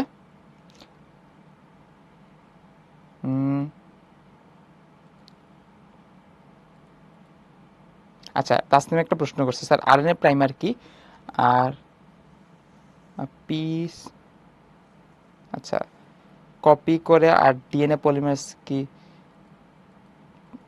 চূড়ান্ত করে? আচ্ছা, ব্যাপারটা ছিল আরএনএ প্রাইমার হচ্ছে, আমরা লাস্ট ক্লাসে একটা কথা বলছিলাম, কাকের মাংস কাক খায় না। ব্যাপারটা হচ্ছে ডিএনএ, তার উপরে ডিএনএ পলিমারেজ এনজাইমকে কাজ করতে দিবে না, কারণ ডিএনএও একটা ডিএনএ পলিমারেজও একটা ডিএনএ। তো ডিএনএ তার উপরে ডিএনএ পলিমারেজকে কাজ করতে দিবে না। সো কাজ করার জন্য ডিএনএ পলিমারেজ কি করে? একটা আরএনএ প্রাইমারের সাথে যুক্ত করে। প্রাইমার মানে যে শুরু করে বা প্রাইমারি অংশ যেটা, আরএনএ প্রাইমারটা আরএনএ দিয়ে তৈরি করা। এই জন্য ডিএনএর উপরে আরএনএ খুব ইজিলি যুক্ত হতে পারে, তার পিছনে গিয়ে ডিএনএ পলিমারেজ এনজাইম যুক্ত হওয়ার পর সে হচ্ছে রেপ্লিকেশন প্রক্রিয়াটা শুরু করে। এখন রেপ্লিকেশন প্রক্রিয়া শুরু করার পরে যখন আমার কাজ শেষ হয়ে গেছে, তাহলে আমি যে শুরুতে প্রাইমারের হেল্প নিয়েছিলাম সেই প্রাইমারটিকে দরকার আছে? কোনো দরকার নেই, কারণ আমার ডিএনএর মধ্যে কেন আমি আরএনএ লাগায় রাখবো? তখন কি করতে হয়, যে আরএনএ প্রাইমারটা আছে এটাকে পরবর্তীতে প্রতিস্থাপন করতে হয় ডিএনএ দিয়ে, সেটাকে আমরা প্রতিস্থাপন করে দিব, এটা সম্পূর্ণ একটা ডিএনএ তৈরি হয়েছে। বুঝতে পারছি? তাহলে ডিএনএর উপরে ডিএনএ পলিমারেজ এনজাইম কাজ করতে পারে না। মনে রাখার উপায়, কাক হচ্ছে কাকের মাংস খায় না। তাহলে এখান থেকে আমরা ডিএনএর উপর যেহেতু ডিএনএ কাজ করতে পারে না, তাকে কাজ করার জন্য আরএনএ প্রাইমারের হেল্প নিতে হয়। ওকে। আচ্ছা, জিনোম জিনিসটা কি? তাহলে এক সেট ক্রোমোজোমে যতগুলা জিন থাকে তার সমষ্টিকে বলা হচ্ছে জিনোম। তার মানে খেয়াল করে দেখো, তোমার হাতের একটা কোষ নিলা, যে কোষের মধ্যে ক্রোমোজোম সংখ্যা হচ্ছে 46টা। প্রত্যেকটা কোষে আমরা জানি 46টা ক্রোমোজোম থাকে, যার অর্ধেক বাবা থেকে আসবে, অর্ধেক মা থেকে আসবে। তাহলে অর্ধেক মানে 23টা ক্রোমোজোম আমাদের বাবা থেকে আসছে, 23টা ক্রোমোজোম আমাদের মা থেকে আসছে। এই 23টা ক্রোমোজোমের মধ্যে অসংখ্য জিন থাকে, প্রত্যেকটা ক্রোমোজোমের মধ্যে ডিএনএ থাকে, প্রত্যেকটা ডিএনএর মধ্যে আবার আলাদা আলাদা জিন থাকে, এক একটার এক এক রকম কাজ। এই যে প্রত্যেকটা কোষের মধ্যে অসংখ্য জিন আছে, সবগুলা জিনের আমরা সমষ্টি করব। প্রত্যেকটা কোষে 23টা ক্রোমোজোমের মধ্যে যতগুলা জিন আছে তার সমষ্টিকে আমরা একটা জিনোম বলবো, বাকি 23টা ক্রোমোজোমে যতগুলা জিন আছে তার সমষ্টিকে আমরা একটা জিনোম বলবো। এই হচ্ছিল জিনের সমষ্টিকে বলা হয় জিনোম। এবং মানুষের ক্ষেত্রে জিনোম থাকবে দুই সেট, একটা সেট বাবা থেকে আসবে, একটা সেট মা থেকে আসবে। যেহেতু সব জিনের বৈশিষ্ট্য একসাথে এখানে সমষ্টি করা আছে, এই জন্য জিনোমকে বলা হয় মাস্টার ব্লুপ্রিন্ট, আর প্রত্যেকটা আলাদা আলাদা জিনকে বলা হয় ব্লুপ্রিন্ট। ক্লিয়ার? তাহলে এখান থেকে জিন সম্পর্কে, জিনের সংজ্ঞাটা আমার এই অধ্যায়তে লাগবে, যখন তোমরা সেকেন্ড পেপারে অধ্যায় নাম্বার 11 পড়বা তখনও কাজে লাগবে। বিজ্ঞানীগুলোর নাম, এক্সাম্পলস খুবই গুরুত্বপূর্ণ, প্রত্যেকটা ভর্তি পরীক্ষা আসা প্রশ্ন, এইচএসসি লেভেলতে আসবেই। জিন কি, জিনোম কি, এরপরে ছিল মানুষের ক্ষেত্রে কয়টা জিনোম পাওয়া যায়, সবকিছু আমরা পড়বো। পড়ার পর দেখা একটা কথা বলা আছে, জিনকে বিভিন্ন এককভাবে প্রকাশ করা যায়। যে জিনগুলো মানুষের রিকম্বিনেশন মানে কি, একটার সাথে যখন আরেকটা জিনিস যুক্ত করে আমরা নতুন একটা প্রযুক্তি তৈরি করি বা নতুন একটা বৈশিষ্ট্য তৈরি করি, তাকে বলছে রিকম্বিনেশন। রিকম্বিনেশনের জন্য একককে বলা হচ্ছে রেকন। তাহলে যে জিনগুলো রিকম্বিনেশনে সহায়তা করবে তাকে আমি বলতেছি রেকন। মিউটেশন মানে হচ্ছে হঠাৎ করে জিনে পরিবর্তন হয়, কে বলা হচ্ছে মিউটেশন। তাহলে মিউটেশন একককে বলা হয় মিউটন। রেপ্লিকেশন বা প্রতিলিপন বা অনুলিপন, তাহলে রেপ্লিকেশন একককে বলা হয় রেপ্লিকন। নামের মধ্যে উত্তর বলা আছে। রিকম্বিনেশন একক রেকন, মিউটেশন একক মিউটন, রেপ্লিকেশন একক রেপ্লিকন। এতটুকু আমরা পরীক্ষায় পারবো, ঝামেলা হবে এটা। জিনের কাজের একক কি, তাহলে জিনের কাজের একককে বলা হয় সিস্ট্রন। ওকে, তাহলে এখান থেকে জাস্ট নামগুলা পড়া। তাহলে জিনগুলোকে আমরা বিভিন্ন একক রূপে প্রকাশ করতে পারি। কেউ কেউ রিকম্বিনেশনের সহায়তা করবে, কেউ মিউটেশনের সহায়তা করবে, কেউ রেপ্লিকেশনে করবে, বাকি অংশ হচ্ছে জিনের কাজ নিয়ন্ত্রণ করবে। তাহলে জিনের কার্যের একককে বলা হয় সিস্ট্রন, রেপ্লিকেশন একক রেপ্লিকন, মিউটেশন একক মিউটন, রিকম্বিনেশন একক রেকন। ঠিক আছে, তাহলে একটু আগে যারা প্রশ্ন করতেছিল রেকন কি মিউটন কি, আশা করি ধরতে পারছি। তাহলে জিনগুলা যে যে কাজ করে তার একককে বলা হয় রেকন, মিউটন, রেপ্লিকন এবং সিস্ট্রন। এবার দেখো বিভিন্ন ধরনের জিন, অনেকগুলো জিনের নাম বলা আছে। প্রথম জিনের নাম হচ্ছে লিথাল জিন। লিথাল জিনের শব্দের অর্থ হচ্ছে মারণ জিন। তাহলে যেই জিনের প্রভাবে কোনো একটা জীবের মৃত্যু হয় তাকে বলা হবে মারণ জিন। ওকে, 2 নম্বর একটা শব্দ আছে, নাম হচ্ছে অঙ্কজিন। অঙ্ক শব্দটার মানে হচ্ছে ক্যান্সার। অঙ্ক শব্দের মিনিং হচ্ছিল ক্যান্সার। তাহলে যে জিন মানুষের ক্যান্সার সৃষ্টি করবে সেই জিনকে বলা হয় অঙ্কজিন। তারপর দেখো বলা হচ্ছে 6 ক্রোমোজোমাল জিন। তাহলে যে জিনগুলো আমাদের লিঙ্গ নির্ধারণ করবে, তাহলে এক্স এবং ওয়াই, এই যে ক্রোমোজোমগুলো আছে তারা আমাদের কি করবে, লিঙ্গ নির্ধারণ করবে। তাহলে সেক্স ক্রোমোজোমের মধ্যে যে জিনগুলো পাওয়া যায় তাকে বলা হচ্ছে সেক্স ক্রোমোজোমাল জিন। তাহলে এক্স এবং ওয়াই ক্রোমোজোমের মধ্যে জিনগুলোকে আমরা বলতে চাচ্ছিল সেক্স ক্রোমোজোমাল জিন। তাদের কাজ মানুষের লিঙ্গ নির্ধারণ করা। এবং পাশাপাশি এই যে এক্স ক্রোমোজোমে কতগুলা রোগ বাহিত হতে পারে, যার মধ্যে একটা রোগ হচ্ছে বর্ণান্ধতা।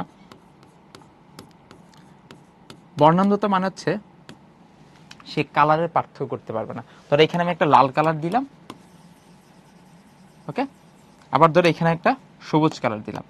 যে মানুষটা কালার ব্লাইন্ড বা সে যে কালারের মধ্যে পার্থক্য করতে পারে না, সে কি দেখবে, লাল কালারটাকে একটা ফ্যাকাশে কালার দেখবে, সবুজ কালারটাকে একটা ফ্যাকাশে কালার দেখবে। আমরা কিন্তু যারা সুস্থ চোখ এটাকে লাল কালার, এটাকে সবুজ কালার বলতেছি, কিন্তু যারা হচ্ছে কালার ব্লাইন্ড তারা কি করতে পারবে না, লাল এবং সবুজের পার্থক্য করতে পারবে না। এই যে রোগগুলো আছে এগুলো হচ্ছে বাবা মা থেকে সন্তানের মধ্যে বাহিত হয় এই সেক্স ক্রোমোজোমের মাধ্যমে, এক্স যে ক্রোমোজোমটা আছে তার সহায়তায়। ঠিক আছে, তাহলে আমরা একটা রোগের সম্পর্কে বললাম, তার নাম হচ্ছে বর্ণান্ধতা। আরেকটা রোগ আছে যার নাম হচ্ছে হিমোফিলিয়া। হিমোফিলিয়া হচ্ছে এমন একটা রোগ যেটা হলে মানুষের রক্ত জমাট বাঁধে না। রক্ত জমাট বাঁধে না। হিমোফিলিয়া রোগের কারণে মানুষের রক্ত জমাট বাঁধে না। সো কোনো কারণে যদি একটা অংশ কেটে যায়, ধরো কারোর হাত কেটে গেছে, খেলতে গিয়ে পা কেটে গেছে, এই যে কেটে যাওয়ার পরে সেই জায়গা থেকে যে রক্ত পড়া শুরু হয়, হিমোফিলিয়া রোগ থাকলে আর পরবর্তীতে সেই রক্ত পড়াটা বন্ধ হয় না বা বন্ধ হতে চায় না, এবং পরবর্তীতে একটা মানুষ হচ্ছে মারা যায়। এই রোগটা হচ্ছে হিমোফিলিয়া। এটা কি হয়, এই সেক্স ক্রোমোজোমের মাধ্যমে, এক্স যে ক্রোমোজোম আছে তার মাধ্যমে বাহিত হয়। বুঝতে পারছি? তাহলে বর্ণান্ধতা হিমোফিলিয়া। হিমোফিলিয়ার কারণে মানুষের কি হবে, রক্ত জমাট বাঁধবে না। এরপর দেখো একটা জিনের কথা বলা আছে, ট্রান্স। ট্রান্স মানে হচ্ছে স্থানান্তর করা। ওকে, তাহলে আমরা যখন 9-10-এ পড়ে আসছিলাম যে রিকম্বিনেশন প্রযুক্তি বা রিকম্বিনেন্ট ডিএনএ প্রযুক্তি বা জেনেটিক্যালি মডিফাইড অর্গানিজম, এখানে কি করতেছি, একটা ধরো উদ্ভিদ থেকে একটা ভালো বৈশিষ্ট্য নিয়ে আমি একটা গাছের মধ্যে প্রবেশ করা দিচ্ছি। ধরো যেমন আগে কি হতো যে দক্ষিণ অঞ্চল বা বাংলাদেশের যে সমুদ্র তীরবর্তী অঞ্চলগুলো আছে সেখানে মাটিতে ছিল অনেক বেশি লবণাক্ত অবস্থায় থাকে। সো লবণাক্ত অবস্থার কারণে ফসলগুলোতে ছিল তোমার ধান চাষের পরিমাণটা কম বা ফসল চাষের যে পরিমাণটা সেটা কম ছিল। সো বিজ্ঞানীরা কি করলো, যদি সুন্দরী গাছ বা সুন্দরবনে যে গাছগুলো হয় সেই গাছগুলো কিন্তু লবণ পানিতে হওয়ার একটা ক্ষমতা আছে, আমি সেই বৈশিষ্ট্য যদি ধান গাছের মধ্যে দিয়ে দিতে পারি, এখন ধান গাছে কি করতে পারবে, লবণাক্ত পানিতে বেঁচে থাকতে পারবে। যদি উত্তরবঙ্গের দিকে খেয়াল করি, এখানে হচ্ছে পানির শূন্যতা অনেক বেশি থাকে, যেটাকে আমরা হচ্ছে খরা বা মঙ্গা বলি। তাহলে খরার কারণে ফসল উৎপাদনটা কমে যাচ্ছে। এখন যদি আমি মানে মরুভূমির যে গাছগুলো বেঁচে থাকে, পানি ছাড়াই তো বেঁচে থাকে, সো সেই বৈশিষ্ট্য যদি আমি আমার ধান গাছের মধ্যে দিয়ে দিতে পারি, তাহলে সেখানে কি হবে, নতুন যত ধান তৈরি হবে, নতুন যত ধান গাছ হবে, তাদের ক্ষেত্রে ছিল খরাকে প্রতিরোধ করার ক্ষমতা আছে। এই যে দেখো, একটা জায়গা থেকে বৈশিষ্ট্যকে আরেক জায়গায় স্থানান্তর করতেছি, এই বৈশিষ্ট্য স্থানান্তর করার জিনগুলোকে বলা হয় ট্রান্সজিন। ওকে, খণ্ডিত মানে জিনের যে খণ্ডগুলো আছে তাকে আমরা বলতেছি খণ্ডিত জিন। সিউডো শব্দের অর্থ হচ্ছে ফেক বা ভ্রান্ত। সিউডো শব্দের অর্থ হচ্ছিল ফেক। তাহলে যে জিনগুলা দেখতে জিনের মতো কিন্তু কোনো কাজ করে না তাকে আমরা বলতে চাচ্ছিল সিউডো জিন বা ভ্রান্ত জিন। ওকে, তারপর দেখো আমাদের আরো 2টা জিনের নাম শিখতে হবে। একটাকে বলা হচ্ছে হোলান্ড্রিক জিন।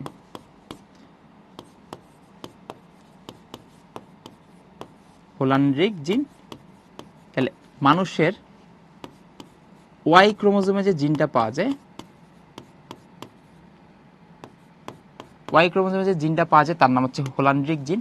এবং হোলান্ড্রিক জিনের কারণে মানুষের কি হয়, কানে লোম। কিছু মানুষের দেখবে যে কানের মধ্যে অনেক লোম পাওয়া যায়। এই যে সমস্যাটা বা এই যে বৈশিষ্ট্যটা সেটা স্থানান্তরিত হয় ওয়াই ক্রোমোজোমের মাধ্যমে। এই জিনগুলোকে আমরা বলতে হচ্ছে হোলান্ড্রিক জিন। এটা আলাদা একটা জিন। ওয়াই ক্রোমোজোমের মধ্যে কিছু বিশেষ ধরনের জিন পাওয়া যায় যাদেরকে বলা হচ্ছে হোলান্ড্রিক জিন, এবং তার প্রভাবে মানুষের হচ্ছে কানের মধ্যে অনেক বেশি লোম দেখা যায়। আরেকটা জিনের কথা বলা আছে, এটার নাম হচ্ছে হলো অটোসোমাল জিন। ওকে, অটোসোমাল জিন জিনিসটা কি? তাহলে মানুষের অটোসোমের মধ্যে যে জিনগুলো পাওয়া যায়, অটোসোম মানে হচ্ছে টোটাল ক্রোমোজোম থাকে হচ্ছে হলো 46, যার মধ্যে ক্রোমোজোম হচ্ছে হলো 2টা থাকবে হচ্ছে লিঙ্গ নির্ধারণকারী, যেদেরকে আমরা বলতেছি হচ্ছে হলো সেক্স ক্রোমোজোম, আর বাকি যত ক্রোমোজোম আছে তাদেরকে আমরা বলতেছি হচ্ছে অটোসোম। অটোসোমের সংখ্যা থাকবে হচ্ছে 44, আর সেক্স ক্রোমোজোমের সংখ্যা মাত্র 2টা। কি কি? একটা হচ্ছে এক্স আর একটা হচ্ছে ওয়াই, আর এখানে বাদ বাকি যত ক্রোমোজোম আছে তাদেরকে আমরা বলতেছি হচ্ছে অটোসোম। তাহলে অটোসোমের মধ্যে যে জিনগুলো পাওয়া যায় তাদেরকে বলা হচ্ছে অটোসোমাল জিন। অটোসোমাল জিনের মাধ্যমে একটা রোগ স্থানান্তরিত হতে পারে, সেই রোগের নাম আবার বইতে বলা আছে থ্যালাসেমিয়া। তোমরা 9-10-এ পড়ে আসছো। তাহলে থ্যালাসেমিয়া একটা অটোসোমাল রোগ। কারণ কি? এই রোগের কারণে মানুষের হচ্ছে লোহিত রক্তকণিকার উৎপাদনটা কমে যায়, আরবিসির উৎপাদনটা কমে যায়। ওকে, তাহলে রক্ত জমাট বাঁধবে না হিমোফিলিয়ার কারণে। হিমোফিলিয়া ছিল একটা সেক্স ক্রোমোজোমাল জিনের কারণে হয়, আর অটোসোমাল ডিজিজের একটা রোগ হচ্ছে থ্যালাসেমিয়া। তাহলে হিমোফিলিয়া হচ্ছে সেক্স ক্রোমোজোমের মাধ্যমে স্থানান্তরিত হবে, আর থ্যালাসেমিয়া হচ্ছে অটোসোমের মাধ্যমে স্থানান্তরিত হবে। ওকে ওকে,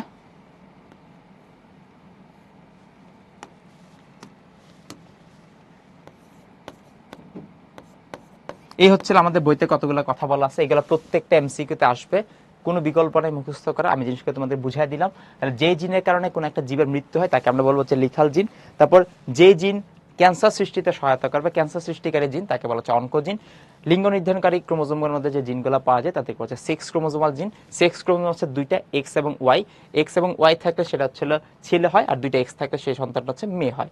এবং সেক্স ক্রোমোজোমাল জিনের মধ্যে এক্স ক্রোমোজোম দিয়ে কতগুলো রোগ স্থানান্তরে, তার মধ্যে বর্ণান্ধতা, হিমোফিলিয়া, এই দুইটার নাম আমরা মনে রাখবো। হিমোফিলিয়ার কারণে মানুষের রক্ত জমাট বাঁধে না।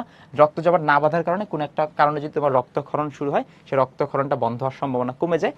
তারপর ট্রান্সজিন মানে একটা জীব থেকে আরেকটা জীবের মধ্যে যে জিনগুলো স্থানান্তরিত করা যায় তাকে বলা হচ্ছে ট্রান্সজিন। সিউডো মানে ফেক বা ভ্রান্ত, যে জিনের কোনো কাজ নাই তাকে আমরা বলতেছি হচ্ছে সিউডোজিন। হোলান্ড্রিক জিনটা খুবই গুরুত্বপূর্ণ। তাহলে মানুষের ওয়াই ক্রোমোজোমে কিছু জিন পাওয়া যায়, তাদেরকে আমরা বলতেছি হোলান্ড্রিক জিন, এবং তাদের কারণে মানুষের কানের লোম হয়। এখন তুমি নিজেকে প্রশ্ন করো যে মহিলাদের ক্ষেত্রে কি হোলান্ড্রিক জিন পাওয়া যাবে? কারণ মহিলাদের ক্ষেত্রে কোনো ওয়াই ক্রোমোজোম নাই, না থাকার কারণে তাদের ক্ষেত্রে কোনো হোলান্ড্রিক জিন পাওয়া যাবে না। আর অটোসোমাল জিন মানে কি? তাহলে অটোসোমের মধ্যে অটোসোম বা বাদবাকি যে দেহ ক্রোমোজোম আছে তাদের মধ্যে যে জিনগুলো পাওয়া যায় তাদেরকে বলা হচ্ছে অটোসোমাল জিন। অটোসোমাল জিনের কারণে একটা রোগ স্থানান্তরিত, যার নাম থ্যালাসেমিয়া। থ্যালাসেমিয়ার কারণে মানুষের লোহিত রক্তকণিকার উৎপাদনটা কমে যায়। আর লিঙ্কড জিন কি? লিঙ্কড জিন আসলে কিছুই না। ব্যাকটেরিয়ার ক্ষেত্রে তাদের বংশবৃদ্ধির পদ্ধতির সময় একটা জিনের সাথে আরেকটা জিন যুক্ত হয়, সেটাকে বলা হচ্ছে লিঙ্কড জিন। ওকে, এটা জাস্ট রিডিং দিয়ে যাবা। একটু পড়ার পরে তোমাদেরকে কয়েকটা কথা বলে দিই। বইতে বলা আছে এই যে মানুষের মধ্যে যে এত এত জিন আছে, এত এত ডিএনএ আছে, যার মধ্যে 98% ডিএনএ 98% ডিএনএ হচ্ছে অকার্যকর। 98% ডিএনএ কোনো কাজই নেই। এই ডিএনএ গুলোকে আমরা বলতেছি হচ্ছে জাঙ্ক ডিএনএ। তাহলে মানুষের ডিএনএ মধ্যে প্রায় 98% ডিএনএ কোনো কাজই নেই, তাদেরকে আমরা বলতেছি হচ্ছে জাঙ্ক ডিএনএ। বাদ বাকি 2% যে জিন আছে বা ডিএনএ আছে, এই 2% জিনের কারণে পৃথিবীতে 700 বা 800 কোটি মানুষ আছে, সবার সাথে সবার পার্থক্য। তাহলে অকার্যকর জিন প্রায় 98%, তাদেরকে আমরা বলতে হচ্ছে জাঙ্ক ডিএনএ। ওইতে আরেকটা কথা বলা আছে, আমার সাথে শিম্পাঞ্জির প্রায় 98% মিলবে, আমার সাথে গরিলার প্রায় 97% মিলবে। বাকি যে 2 বা 3% আছে, এর পার্থক্যের কারণে সে শিম্পাঞ্জি আর আমি মানুষ। বুঝতে পারছি পার্থক্যটা? তাহলে এখান থেকে ইনফরমেশনগুলো আমরা মুখস্থ করবো জিন সম্পর্কে। আর কনফিউশন আশা করি নাই। এবার আসি পরবর্তীতে আদিকোষের ক্ষেত্রে তারা কি করে। আদিকোষের ক্ষেত্রে তাদের বৈশিষ্ট্যগুলো একা একা প্রকাশ করতে পারে না। তো আদিকোষের বৈশিষ্ট্য একা প্রকাশ করতে না পারার কারণে অনেকগুলা জিন একসাথে মিলে একটা কাজ করে। এই মডেলটাকে বলা হচ্ছে অপেরন মডেল। তাহলে আদিকোষের ক্ষেত্রে জিন প্রকাশের মডেলকে কি বলা হয়? Operon model. কারণ আদিকোষ তার বৈশিষ্ট্যগুলো এক একটা জিন এক একটা কাজ আলাদা করে করতে পারবে না, তাদেরকে একসাথে সমন্বিত অবস্থায় করতে হবে। তাহলে আদিকোষে জিন প্রকাশের একককে বলা হয় অপেরন। ঠিক আছে, তাহলে অপেরন আমরা কোথায় পাবো? আদিকোষের ক্ষেত্রে। আর প্রকৃতি কোষের ক্ষেত্রে প্রত্যেকটা জিন আলাদা আলাদা কাজ করে, যে প্রতিটা জিন আলাদা আলাদা কাজ করে, কারোর কোনো হেল্প নেওয়া দরকার পড়ে না। কিন্তু আদিকোষের ক্ষেত্রে তার কাজ করার সময় অনেকগুলা জিন একসাথে মিলে কাজ করে। এই জিনগুলো হচ্ছে 4 প্রকার। তাহলে অপেরন মডেলে জিন পাওয়া যাবে 4 প্রকার। খুবই গুরুত্বপূর্ণ একটা প্রশ্ন। কি কি? গাঠনিক জিন, প্রমোটার জিন, অপারেটর জিন, রেগুলেটর জিন। শুধু নামগুলো করবো। তাহলে গাঠনিক জিন যে ম্যাক্সিমাম কাজটা করবে তাকে আমরা বলতে গাঠনিক জিন। ওকে, তারপর আছে দেখো চালক বা ছিল প্রমোটার। ওকে, তারপর দেখো রেগুলেটর, তারপর ছিল অপারেটর। তাহলে অপারেটর মানে চালক, রেগুলেটর মানে হচ্ছিল তোমার নিয়ন্ত্রক, আর প্রমোটার মানে হচ্ছে উদ্দীপক। ঠিক আছে, তাহলে এই যে জিনগুলা এরা ছিল আদিকোষের জিন প্রকাশের একক অপারেন্ট মডেলের 4টা অংশ: গাঠনিক জিন, প্রমোটার জিন, অপারেটর জিন এবং রেগুলেটর জিন। ওকে, ঠিক আছে, এবার আসি জেনেটিক কোড। এই অংশটা আমরা একটু সুন্দর মতো বুঝে বুঝে পড়বো। আমরা একটু আগে দেখে আসছিলাম এমআরএনএ এর মধ্যে অনেকগুলা, আমরা একটু আগে ছবিটা দেখে আসছিলাম এমআরএনএ, তাই না?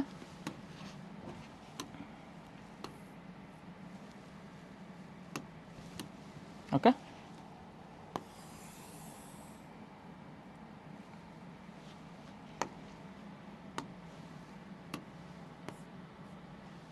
এটা হচ্ছে আমাদের একটা এমআরএনএ। ওকে,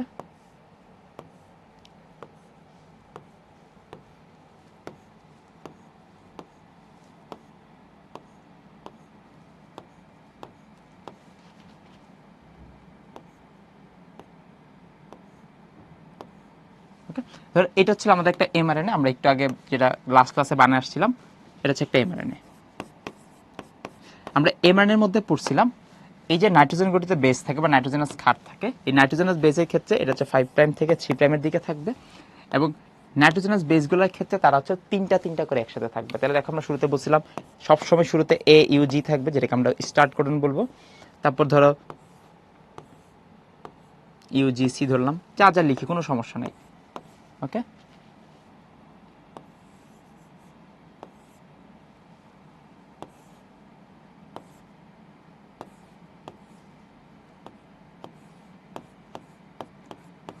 এই হচ্ছে দেখো আমরা অনেকগুলা সংখ্যা লিখলাম। এদের কাজ কি? এদের কাজ হচ্ছে ডিএনএ থেকে যে প্রোটিন তৈরি করার মেসেজটাকে ক্যারি করে নিয়ে আসা। মেসেজটা ক্যারি করার সময় খেয়াল করে দেখো প্রত্যেকটার কিন্তু অ্যালফাবেট সংখ্যা হচ্ছে 3টা। প্রতিটার ক্ষেত্রে কিন্তু আমরা অক্ষর পাচ্ছি 3টা করে। এই 3টা করে অক্ষর যে পাচ্ছি এদেরকে আমরা বলতেছি হচ্ছিল ট্রিপলেট। তাহলে 3টা করে যে অক্ষর পাওয়া যায় সেই 3টা অক্ষরকে আমরা একসাথে বলতেছি হচ্ছে ট্রিপলেট। তাহলে ধরো এটা একটা ট্রিপলেট। ওকে, এই যে 3টা করে অক্ষর একসাথে আছে তাদেরকে আমরা বলতেছি হচ্ছিল ট্রিপলেট। ওকে, এই ট্রিপলেটটাকে আরেকটা নামে ডাকা হয়, তার নাম হচ্ছে কোডন। এই কোডনকে আমরা বাংলাতে এই যে কোডন বলে, এবং তাদেরকে আবার আরেকটা নামে ডাকা হয়, তার নাম হচ্ছিল জেনেটিক কোড। তার মানে খেয়াল করে দেখো আমাদের যে প্রোটিন তৈরি করতে হবে, প্রোটিন তৈরি করার জন্য একটা মেসেজ পাঠাচ্ছি, সেই মেসেজটা পাঠাচ্ছে এমআরএনএ এর মাধ্যমে। এমআরএনএ এর ক্ষেত্রে যে নাইট্রোজেন গঠিত ক্ষার থাকে তারা তিনটা করে একসাথে মিলে একটা জেনেটিক কোড, কোডন বা ট্রিপলেট তৈরি করবে। ট্রিপলেটের সিকোয়েন্স কি? 5 প্রাইম থেকে 3 প্রাইমের দিকে, 5 প্রাইম থেকে 3 প্রাইমের দিকে। তাহলে একটা ইনফরমেশন আমাদের কোডনের সিকোয়েন্স হচ্ছে 5 প্রাইম থেকে 3 প্রাইমের দিকে। 2 নাম্বার ইনফরমেশন কোডনে কয়টা করে অক্ষর থাকবে? 3টা করে অক্ষর থাকবে, যাদেরকে আমরা বলতেছি ট্রিপলেট। এবং এখান থেকে পরবর্তী তথ্য কোডনগুলোকে আমরা আর কি নামে ডাকি? Codon, triplet or genetic code. এবং জেনেটিক কোড এরকম কত প্রকার আছে? তাহলে আমাদের জানতে হবে যে জেনেটিক কোড আছে 64 প্রকার। তাহলে জেনেটিক কোড বা কোডন আছে হচ্ছে 64 প্রকার। ওকে, 64 প্রকার জেনেটিক কোডের মধ্যে এদের কাজ হচ্ছে 3টা জেনেটিক কোড হচ্ছিল স্টপ। 3টা জেনেটিক কোডের নাম হচ্ছে স্টপ কোডন, তাহলে সে কোনো কাজ করবে না। আর বাকি 61 প্রকার কোডন থাকবে, বাকি 61 প্রকার কোডন তারা হচ্ছে অ্যামাইনো অ্যাসিড নির্দেশ করবে। অ্যামাইনো অ্যাসিড জিনিসটা তাহলে কি বললাম? প্রোটিন তৈরি করার যে ক্ষুদ্র অংশ থাকে সেই ক্ষুদ্র অংশকে বলা হয় অ্যামাইনো অ্যাসিড। তাহলে 61 প্রকার কোডন থাকবে যারা হচ্ছে অ্যামাইনো অ্যাসিডকে নির্দেশ করবে। অ্যামাইনো অ্যাসিড আছে আবার 20 প্রকার। তাহলে 20 প্রকার অ্যামাইনো অ্যাসিডের জন্য কোডন আছে প্রায় 61 প্রকার, এবং কোডনগুলো অ্যামাইনো অ্যাসিডকে নির্দেশ করবে। তো ধরো এটা একটা অ্যামাইনো অ্যাসিড, ধরো এটা আরেকটা অ্যামাইনো অ্যাসিড, এটা একটা অ্যামাইনো অ্যাসিড, এটা একটা অ্যামাইনো অ্যাসিড, এরকম অসংখ্য অ্যামাইনো অ্যাসিডকে পরবর্তীতে আমরা একসাথে যুক্ত করব। যুক্ত করার পরে প্রোটিন তৈরি করব, এবং যুক্ত করার সময় এই যে একটা অ্যামাইনো অ্যাসিড, এই যে একটা অ্যামাইনো অ্যাসিডের মাঝখানে একটা বন্ধন তৈরি করব, সেই বন্ধনগুলোকে বলা হচ্ছে পেপটাইড বন্ধন। তাহলে এর মাঝখানে বন্ধনগুলোকে বলা হবে পেপটাইড বন্ধন। ওকে, তাহলে অ্যামাইনো অ্যাসিডগুলোকে একসাথে যুক্ত করে আমরা তৈরি করি প্রোটিন। প্রোটিনের মাঝখানে কি বন্ধন পাওয়া যায়? পেপটাইড বন্ধন। তাহলে পুরাটাকে আমরা বলতেছি হচ্ছিল প্রোটিন। ওকে, আর তার মাঝখানে প্রত্যেকটাকে আলাদা আলাদা করে বলবো আমরা ছিল অ্যামাইনো অ্যাসিড। আর অ্যামাইনো অ্যাসিড আছে এরকম প্রায় 20 প্রকার। এই যে প্রতিটা হচ্ছে অ্যামাইনো অ্যাসিড, এটা হচ্ছে একটা অ্যামাইনো অ্যাসিড, এগুলো হচ্ছে একটা অ্যামাইনো অ্যাসিড। অ্যামাইনো অ্যাসিডগুলো একসাথে যুক্ত হবে পেপটাইড বন্ধনের মধ্যে যুক্ত তারা তৈরি করবে ছিল প্রোটিন। তাহলে এই অংশটা আমরা একটু আলাদা করে রাখি, রাখার পর একটু খেয়াল করে দেখি তাহলে জেনেটিক কোড জিনিসটা কি। তাহলে জেনেটিক কোড হচ্ছে এমআরএনএর মধ্যে যে মেসেজটা থাকে তার প্রত্যেকটা এমআরএনএর মধ্যে যে 3টা করে অক্ষর আছে ট্রিপলেট, বা আমরা তাকে বলতেছি হচ্ছিল কোড, এদেরকে আবার বলা হয় জেনেটিক কোড। তার মধ্যে হচ্ছে প্রোটিন তৈরি করার মেসেজটা লিখিত অবস্থায় থাকে। টোটাল জেনেটিক কোড আছে প্রায় 64 প্রকার। 64 প্রকার কোডের মধ্যে 3টা কোডনকে আমরা বলবো স্টপ কোডন, যারা থাকলেই কাজ করা বন্ধ করে দিবে। আর বাকি 61 প্রকার কোডন তারা হচ্ছে বিভিন্ন অ্যামাইনো অ্যাসিডকে নির্দেশ করে। এইটাকে বলতেছে এই অ্যামাইনো অ্যাসিড, এই কোডনটিকে আরেকটা অ্যামাইনো অ্যাসিডকে নির্দেশ করে, এবং সেই অনুযায়ী তাদেরকে একসাথে আমরা যুক্ত করব, করার পরে একটা পেপটাইড বন্ধন তৈরি করে একটা প্রোটিন তৈরি করব। বুঝতে পারছি? তাহলে এখান থেকে তোমাকে পরবর্তীতে আর কি প্রশ্ন করতে পারে? জেনেটিক কোড সম্পর্কে আরেকটা বৈশিষ্ট্য আছে, জেনেটিক কোড হচ্ছে সার্বজনীন। সার্বজনীন মানে কি? পৃথিবীর সব জায়গাতে জেনেটিক কোড সেম। বাংলাদেশে যেটা দেখে যাবা আমেরিকাতে গেলেও তার সেটাই বোঝাচ্ছে। তাহলে জেনেটিক কোড হবে ছিল সার্বজনীন। ওকে, আমরা প্রথমে দেখলাম জেনেটিক কোডের অক্ষর হচ্ছে কটা? 3টা। তাহলে এখানে হচ্ছে তাদের মধ্যে ছিল 3টা অক্ষর থাকবে। জেনেটিক কোড থাকবে হচ্ছে সার্বজনীন। জেনেটিক কোড আছে 64 প্রকার, যার মধ্যে স্টার্ট কোডন বলতে একটা ব্যাপার আছে, যেটা দেখলে আমাদের কাজ করা শুরু হবে। স্টার্ট কোডের নাম হচ্ছে AUG। আর স্টপ কোডন আছে আবার 3 প্রকার, UAA, UGA, UAG। ওকে,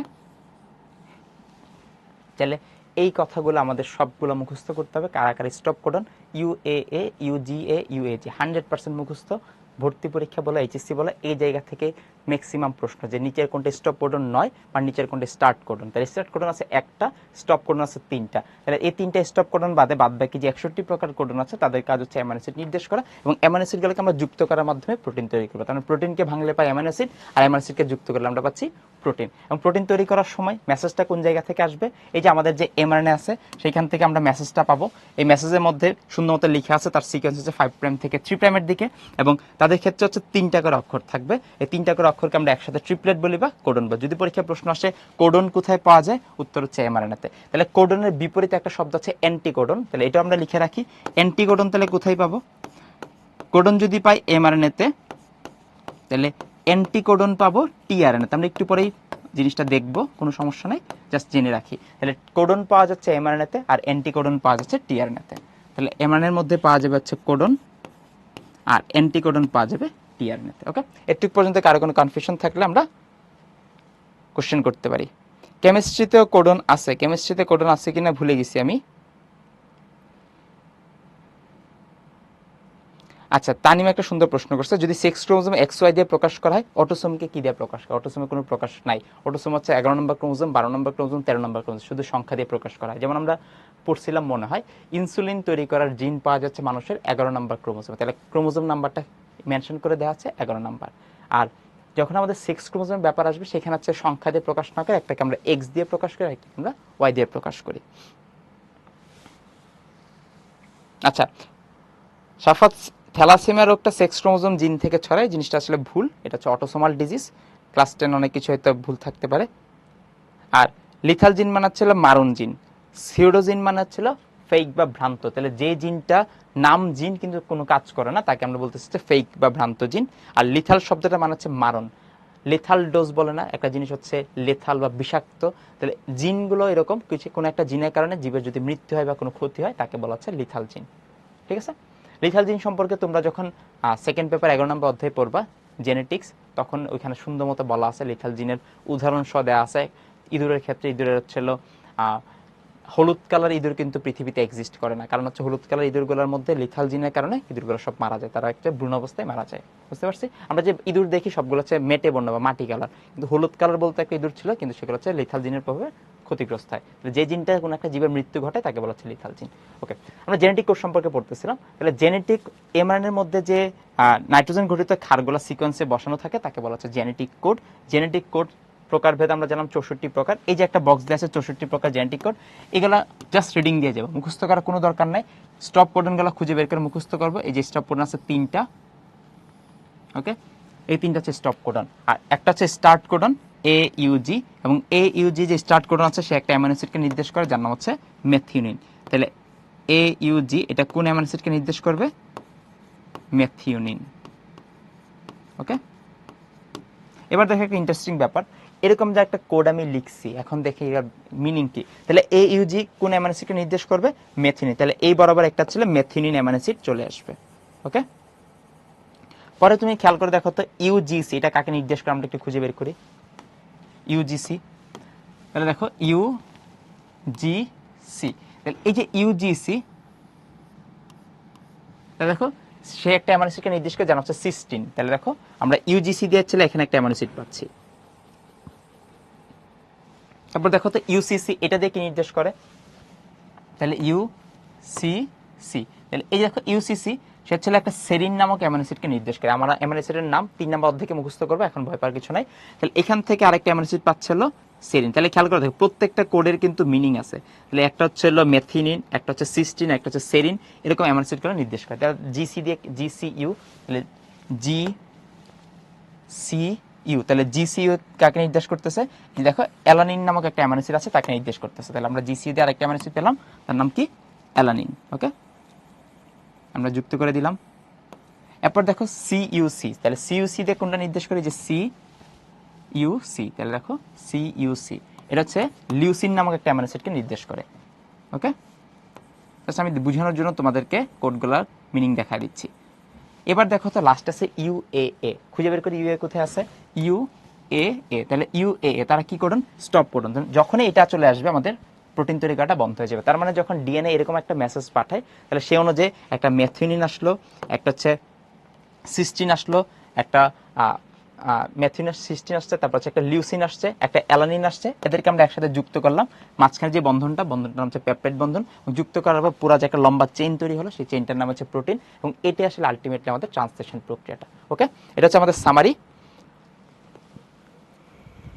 গ্লুটামিন কোড কি? গ্লুটামিনের কোড যে খুঁজে বের করো, গ্লুটামিন কোথায় আছে। আচ্ছা, এখানে আসলে সবগুলা কোড, এই যে এখানে গ্লুটামিনের কথা বলা আছে, দেখো গ্লুটামিন, তাহলে দেখো GAG এর হচ্ছে গ্লুটামিনকে নির্দেশ করে। এবার একটা ব্যাপার খেয়াল করে দেখো তো, আমরা AUG এটা দিয়ে আমরা বুঝাইছি হচ্ছে মেথিওনিন, তাই না? আমরা AUG দিয়ে মেথিওনিন ছাড়া আর কোনো কিছু কি বুঝাইছি? কখনোই না। তাহলে দেখো AUG একটা স্টার্ট করে এটা আমরা মেথিওনিন বুঝেছি। তার মানে একটা কোড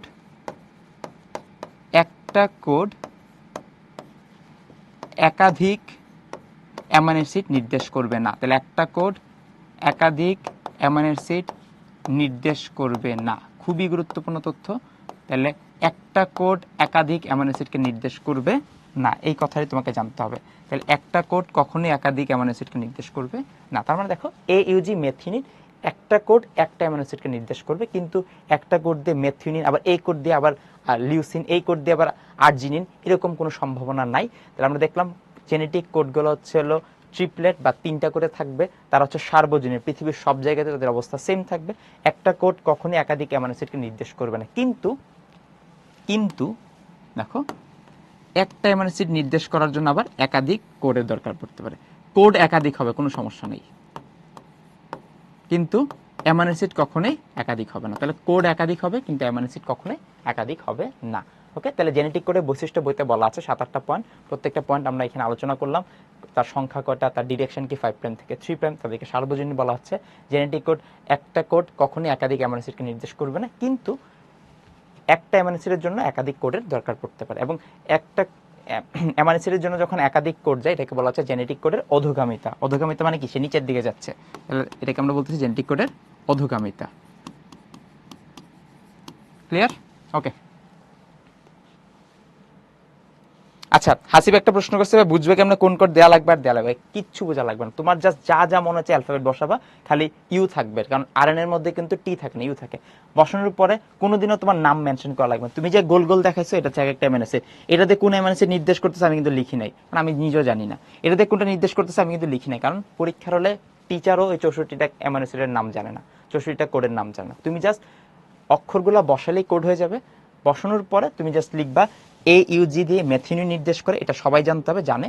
তাহলে এ ইউজি হচ্ছে মেথিনিন নির্দেশ করে, এছাড়া বাদ বাকি কোডগুলো জাস্ট বুঝাবে যে এটা একটা মেথিনিন, এরপর হচ্ছে অ্যামাইনো অ্যাসিড একটা, এটা হচ্ছে 2 number amino acid, 3 number, 4 number, এরকম অসংখ্য অ্যামাইনো অ্যাসিড চেইন একসাথে জমা হবে। এবং একটা প্রোটিন তৈরি করার জন্য কমপক্ষে 51টা অ্যামাইনো অ্যাসিড দরকার, তাহলে কমপক্ষে 50টা বা 51টা অ্যামাইনো অ্যাসিড হওয়ার পরে একটা প্রোটিন তৈরি হবে। তো ততটা আমাদের কোড প্রয়োজন, তার বেশিও কোডের দরকার হতে পারে, তার কম হলে প্রোটিন তৈরি হবে না। এই হচ্ছে আমাদের জেনেটিক কোডের কনসেপ্ট। এখান থেকে স্টপ করেন, স্টার্ট করেন, এই দুটো জিনিস মাস্ট আমরা মুখস্থ করবো। এছাড়া বাদ বাকি আমি যা যা বোর্ডে দেখাইছি ওগুলো আমরা। অপারেন্ট কি? অপারেন্ট হচ্ছে আদি কোষের ক্ষেত্রে তাদের এক একটা জিন আলাদা করে কাজ করতে পারে না, সবাইকে নিয়ে কাজ করতে হয়, সেই মডেলটাকে বলা হচ্ছে অপারেন্ট মডেল। তাহলে আদি কোষে জিন প্রকাশের মডেলকে বলা হয় অপারেন্ট। আর মিউটন কি? মিউটেশনের একক। মিউটেশন মানে হচ্ছে জিনের মধ্যে বা ডিএনএ মধ্যে হচ্ছে হঠাৎ করে পরিবর্তন হয়ে যায়, তাকে বলা হচ্ছে মিউটেশন। আর মিউটেশনের একক বলা হচ্ছিল মিউটন। আমরা ইংলিশ মুভিগুলোতে ছোটবেলায় মুভি দেখতাম, স্পাইডারম্যান হয়ে যায়, একটা মাকড়সা কামড় দিলে সে স্পাইডারম্যান হয়ে যায়, কারণ কনসেপ্ট হচ্ছে মাকড়সার কামড় বা কোনো একটা বিষাক্ত কিছুর কারণে তার ডিএনএটা পরিবর্তন হয়ে গিয়ে তার মধ্যে নতুন একটা বৈশিষ্ট্য চলে আসছে, এটাকে আমরা বলতে হচ্ছে মিউটেশন। ক্লিয়ার? ওকে, এবার তোমাদের জন্য একটা কুইজ আছে, কুইজটিকে সলভ করো।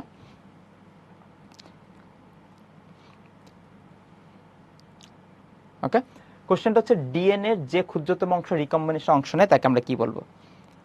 আচ্ছা, 23টা নাকি 23 জোড়া? 23টা, বাবা থেকে 23টা আসবে, মা থেকে 23টা আসবে, এই দুইটা মিলে হচ্ছে 23 জোড়া বা 46টা ক্রোমোজোম হয়। বাবার 23টা ক্রোমোজোমের মধ্যে যত যত জিন আছে সবগুলোকে আমরা একটা জিনোম বলবো। মায়ের মধ্যে যতগুলা জিন আছে, মায়ের যে 23টা ক্রোমোজোম আসছে ডিম্বাণুর মাধ্যমে, তার মধ্যে যতগুলা জিন আছে তাদের সমষ্টিকে আমরা একটা জিনোম বলবো। তাহলে আমাদের প্রত্যেকটা কোষের জিনোম হচ্ছে দুইটা, একটা বাবা থেকে আসছে, একটা মা থেকে আসছে। আমাদের প্রশ্ন হচ্ছে ডিএনএর যে অংশ ক্ষুদ্রতম অংশ রিকম্বিনেশন অংশ নেয়, রিকম্বিনেশন অংশ নিলে তাকে আমরা কি বলবো? রিকম্বিনেশনের একক কি?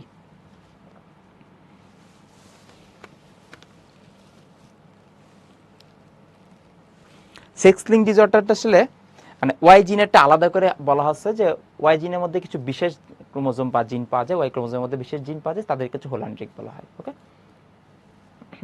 তোমরা আবার যখন জিন তত্ত্ব চ্যাপ্টারটা পড়তে যাবা তখন কিন্তু সেক্স লিঙ্ক ডিজিজের মধ্যে হচ্ছে ওয়াই ক্রোমোজোমের কথা বলা আছে। আবার এই চ্যাপ্টার আসছে পরে এটাকে আবার হোলান্ড্রিক নামে আলাদা করে মেনশন করা আছে। জাস্ট নাম দুইটা জেনে রাখা, দুইটা একই কথা, এটাই সেক্স লিঙ্ক ক্রোমোজোম বা এটাই আবার হোলান্ড্রিক জিন। তাহলে ডিএনএর যে ক্ষুদ্রতম অংশ রিকম্বিনেশন অংশ নেয় তাকে আমরা কি বলবো? রিকম্বিনেশনে যারা অংশ নেয় তাকে আমরা বলতে হচ্ছে রিকম্বিনেশন একক রেকন, তাই না? আর রেপ্লিকেশন একক রেপ্লিকন, তাহলে এটা হচ্ছে রেপ্লিকেশন। সিস্টার মানে হচ্ছে কাজের একক, আর মিউটন মানে হচ্ছিল মিউটেশনের একক। ওকে, তাহলে এই হচ্ছে আমাদের প্রশ্ন ছিল নিচের কোনটি রিকম্বিনেশন একক? তাহলে উত্তর ছিল রেকন। দেখি তো লিডার বোর্ডে সবার উপরে কি আছে। Afia, very good Afia. Zaina, Rafin, Mahima, Tasfia, Prantika, Safi, Boishakhi, Labiba, Mridula, very good সবাইকে। ওকে,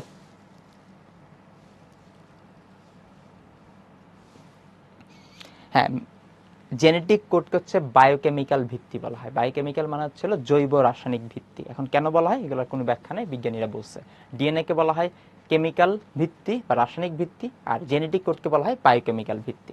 ওকে, এখন হচ্ছে আমাদের লাস্টের টপিক ট্রান্সলেশন। খুবই সিম্পল একটা জিনিস তোমাদেরকে বুঝিয়ে দেই। এই একটা ছবির মধ্যে ট্রান্সলেশন সব কথা বলা আছে। কিরকম?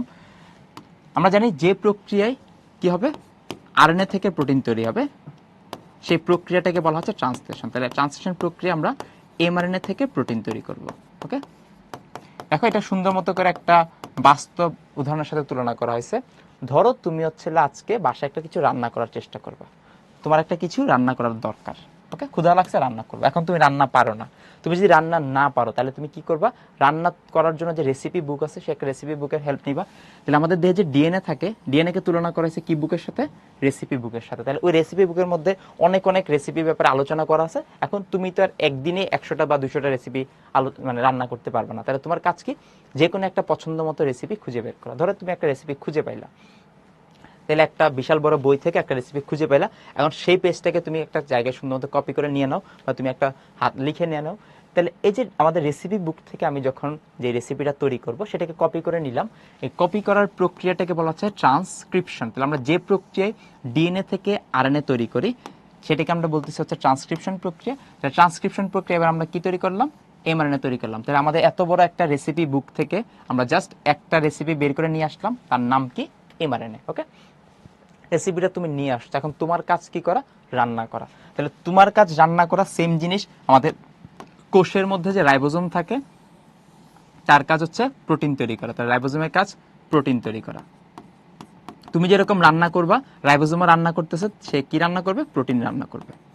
ওকে, এখন একটা জিনিস রান্না করার জন্য তো অনেকগুলো উপাদানের দরকার হয়, তার তোমার তেল, মশলা, পানি, কত কিছু দরকার পড়তে পারে। তাহলে এই জিনিসগুলোকে তুমি একসাথে জড়ো করবা। তাহলে এই জিনিসগুলোর নাম কি, প্রোটিন তৈরি করার জন্য যে জিনিসগুলো দরকার তার নাম হচ্ছিল অ্যামাইনো অ্যাসিড। তাহলে প্রোটিন তৈরি করার জন্য তোমার লাগবে হচ্ছে অ্যামাইনো অ্যাসিড। ওকে, এই অ্যামাইনো অ্যাসিডগুলোকে জড়ো করে একসাথে রাখার জন্য তোমার একটা হেল্পিং হ্যান্ড দরকার, সেই হেল্পিং হ্যান্ডের নাম হচ্ছে টিআরএনএ। তাহলে খেয়াল করে দেখো, তুমি একটা প্রোটিন তৈরি করতে যাচ্ছ বা একটা রান্না করতে যাচ্ছ, রান্না করে যে জিনিসগুলো হয় সেম জিনিস আমাদের কোষের মধ্যে এই জিনিসগুলো হচ্ছে।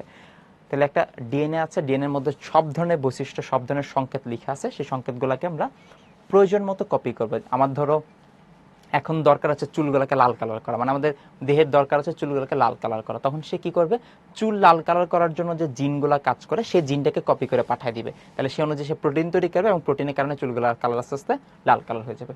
তাহলে দেখো সেম জিনিস, তুমি একটা রেসিপি রান্না করার জন্য টোটাল বইটা থেকে জাস্ট একটা রেসিপিকে তুমি সিলেক্ট করলা, করার পর সেটাকে সুন্দর মতো কপি করলা, কপি করার প্রসেসকে বলা হচ্ছে ট্রান্সক্রিপশন। কপি করার পরে তোমার হাতে যে কাগজটা আছে বা পেজটা আছে তার নাম হচ্ছে এমআরএনএ। এমআরএনএর মধ্যে হচ্ছে রেসিপিটা সুন্দর মতো লেখা আছে। রেসিপি দেখে দেখে এবার রাইবোজোমের কাজ হচ্ছে প্রোটিন তৈরি করা। রেসিপিতে যা লেখা আছে রাইবোজোম তো সেই অনুযায়ী কাজ করবে। তাহলে রেসিপির মধ্যে যদি জেনেটিক কোড একরকম থাকে তাহলে প্রোটিন সেই রকম হবে, জেনেটিক কোড যদি অন্যরকম থাকে প্রোটিন তাহলে তার অন্যরকম হচ্ছে। তাহলে রাইবোজোমের কাজ প্রোটিন তৈরি করা। প্রোটিন তৈরি করার জন্য অনেকগুলো ইনগ্রেডিয়েন্ট দরকার, যার মধ্যে গুরুত্বপূর্ণ একটা নাম হচ্ছে অ্যামাইনো অ্যাসিড। তাহলে প্রোটিন তৈরি করার জন্য যে অ্যামাইনো অ্যাসিডগুলো দরকার সেই অ্যামাইনো অ্যাসিডগুলোকে আগে জড়ো করবে বা একসাথে জমা করবে, করার পর এগুলোকে আগায় দিবার দায়িত্ব হচ্ছে টিআরএনএ। তাহলে টিআরএনএ বা ট্রান্সফার আরএনএ, টিআরএনএ মিন্স হচ্ছে ট্রান্সফার আরএনএ। তার কাজ কি করা, তার কাজ হচ্ছে এই অ্যামাইনো অ্যাসিডগুলোকে ধরে ধরে রাইবোজোম পর্যন্ত দিয়ে যাওয়া। তার মানে রাইবোজোম হচ্ছিল তোমার রান্নাঘর, সেই জায়গাতে টিআরএনএ কি করবে, রাইবোজোম অ্যামাইনো অ্যাসিডগুলোকে নিয়ে আসবে, আসার পর তার কাছে দিয়ে দিবে। রাইবোজোম সবগুলোকে অ্যামাইনো অ্যাসিডকে একসাথে যুক্ত করে একটা প্রোটিন তৈরি করে দিবে। তার মধ্যে টার্গেট ছিল প্রোটিন তৈরি করা, হয়ে গেছে। এই প্রক্রিয়ার নাম হচ্ছে ট্রান্সলেশন। বুঝতে পারছি? তাহলে ট্রান্সলেশন প্রক্রিয়া যদি প্রশ্ন আসে কি কি সহায়তা করবে, তাহলে প্রথমত আমরা দেখলাম ট্রান্সলেশন প্রক্রিয়া কি কি সহায়তা করবে। প্রথমত দেখলাম যে ডিএনএ থেকে একটা মেসেজ আসবে, তাহলে ডিএনএ থেকে যে মেসেজটা আসবে তার নাম হচ্ছে এমআরএনএ। মেসেজটা আসার পরে মেসেজ তৈরি করার প্রক্রিয়াকে বলা হচ্ছে ট্রান্সক্রিপশন। ট্রান্সক্রিপশন হওয়ার পরে পরবর্তীতে আমরা সেই মেসেজ অনুযায়ী কাজ করব, মেসেজ অনুযায়ী কাজ করার প্রক্রিয়াকে বলা হচ্ছে ট্রান্সলেশন। ট্রান্সলেশন করার জন্য দরকার রাইবোজোম। রাইবোজোমকে বলা হচ্ছে কোষের প্রোটিন ফ্যাক্টরি বা প্রোটিন তৈরি করার কারখানা, কারণ এখানে হচ্ছে প্রোটিন তৈরি করবো। এবং প্রোটিন তৈরি করার জন্য দরকার অ্যামাইনো অ্যাসিড, সেই অ্যামাইনো অ্যাসিডগুলোকে আমার জমা করতে হবে এবং অ্যামাইনো অ্যাসিডগুলোকে কাঁধে করে ক্যারি করে নিয়ে আসবো হচ্ছে টিআরএনএ। তাহলে টিআরএনএ কাজ হচ্ছে ট্রান্সফার আরএনএ, তাহলে এক জায়গা থেকে আরেক জায়গায় অ্যামাইনো অ্যাসিডগুলোকে ট্রান্সফার করে দেওয়ার দায়িত্ব হচ্ছে টিআরএনএ। এই হচ্ছে আমাদের ট্রান্সক্রিপশনের বেসিক কনসেপ্ট। ওকে, ট্রান্সলেশনটা কি সিকিউতে আসবে? হ্যাঁ, অবশ্যই সিকিউতে আসবে। ট্রান্সলেশন, ট্রান্সক্রিপশন এই দুইটা জিনিসই বেশি সিকিউতে আসবে। রেপ্লিকেশন টপিকটা অনেক কঠিন, সো কম হচ্ছিল বোর্ডে আসার সম্ভাবনা, কিন্তু ট্রান্সক্রিপশন ট্রান্সলেশন থেকে প্রতিবার বোর্ডে আসবে। একটু হচ্ছে আমাদের বেসিকটা তুমি ধরে নাও, তারপর আমি তোমাকে চিত্র এঁকে শিখিয়ে দিচ্ছি। এখন তোমাকে যদি প্রশ্ন করা যে ট্রান্সলেশন প্রক্রিয়া কি কি দরকার, তুমি নিজেই জানো। দরকার হচ্ছে এমআরএনএ, কারণ এমআরএনএর মধ্যে হচ্ছে মেসেজ আছে। প্রক্রিয়াটা শুরু করার জন্য আমাদের স্টার্ট কোডন লাগবে এবং ট্রান্সফার করার জন্য অ্যামাইনো অ্যাসিডগুলোকে কাঁধে করে ক্যারি করার জন্য দরকার টিআরএনএ। এবং কাকে ক্যারি করব? অ্যামাইনো অ্যাসিডকে ক্যারি করব। সবগুলা বিক্রিয়া সংঘটিত হবে রাইবোজোমের মধ্যে এবং বিক্রিয়াটা শুরু করার জন্য একটা এনজাইম দরকার, সেই এনজাইমটার নাম হচ্ছে অ্যাক্টিভেটিং এনজাইম। অ্যাক্টিভেটিং এনজাইমটার নাম হচ্ছে অ্যামাইনো অ্যাসাইল টিআরএনএ সিনথেটেস। এই এনজাইমটা পুরোটার নাম হচ্ছে একটা, তাহলে অ্যামাইনো অ্যাসিড টিআরএনএ সিনথেটেস। ক্লিয়ার? তাহলে আমরা দেখলাম ট্রান্সলেশন প্রক্রিয়া, যে প্রক্রিয়া আমরা প্রোটিন তৈরি করব, সেই ট্রান্সলেশন প্রক্রিয়ার উপাদান হিসেবে এমআরএনএ লাগবে, যেটা ডিএনএ থেকে আসতেছে। তারপর স্টার্ট কোডন লাগবে, স্টার্ট কোডনের সহায়তায় আমরা স্টার্ট করব। এবং টিআরএনএ লাগবে, যার কাজ হচ্ছে অ্যামাইনো অ্যাসিডগুলোকে ক্যারি করে নিয়ে আসা। প্রোটিন তৈরি করতে অ্যামাইনো অ্যাসিড দরকার, এবং সবগুলো বিক্রিয়া সংগঠিত করার জন্য রাইবোসোম দরকার। আর বিক্রিয়াটা শুরু করার জন্য একটা এনজাইম দরকার, তার নাম হচ্ছে অ্যাক্টিভেটিং এনজাইম। অ্যাক্টিভেটিং এনজাইমের নাম হচ্ছে অ্যামাইনো অ্যাসিড টিআরএনএ সিনথেটেস। ক্লিয়ার? তাহলে প্রত্যেকটা উপাদানের নাম আমরা জাস্ট মুখস্থ করে যাব, এমসিকিউ তোমার সাথে লাগবে। ওকে, এরপর দেখি কিভাবে আমাদের ট্রান্সলেশন প্রক্রিয়াটা হয়। ট্রান্সলেশন প্রক্রিয়া আমি ছবি এঁকে তোমাদেরকে দেখাই দিব, আমার সাথে সাথে ছবি এঁকে ফেলবো, পড়া শেষ।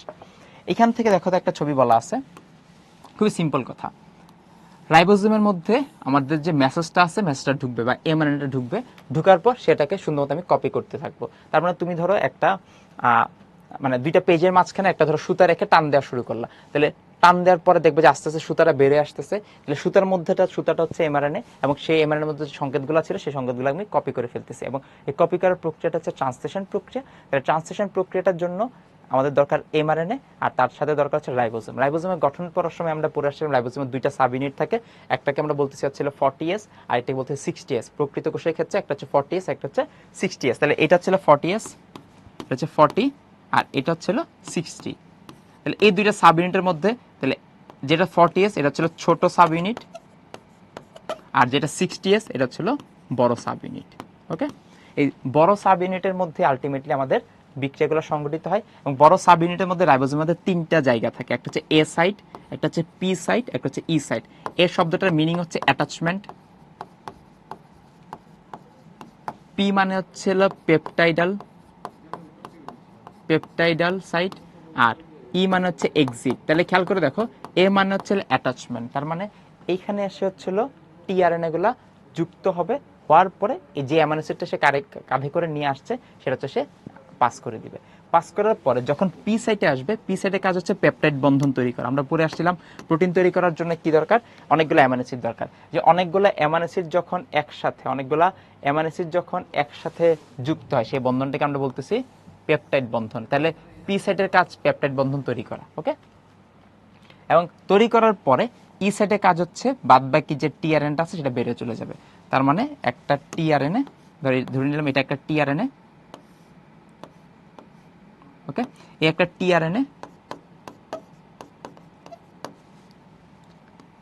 সে হচ্ছে হলো একটা অ্যামাইনো অ্যাসিডকে ক্যারি করে নিয়ে আসবে। তাহলে এটা হচ্ছে একটা অ্যামাইনো অ্যাসিড, তাহলে একটা টিআরএনএ একটা অ্যামাইনো অ্যাসিডকে ক্যারি করে নিয়ে আসবে। আনার পরে অ্যামাইনো অ্যাসিডটাকে সে জমা দিবে, দিয়ে সে বেরিয়ে চলে যাবে।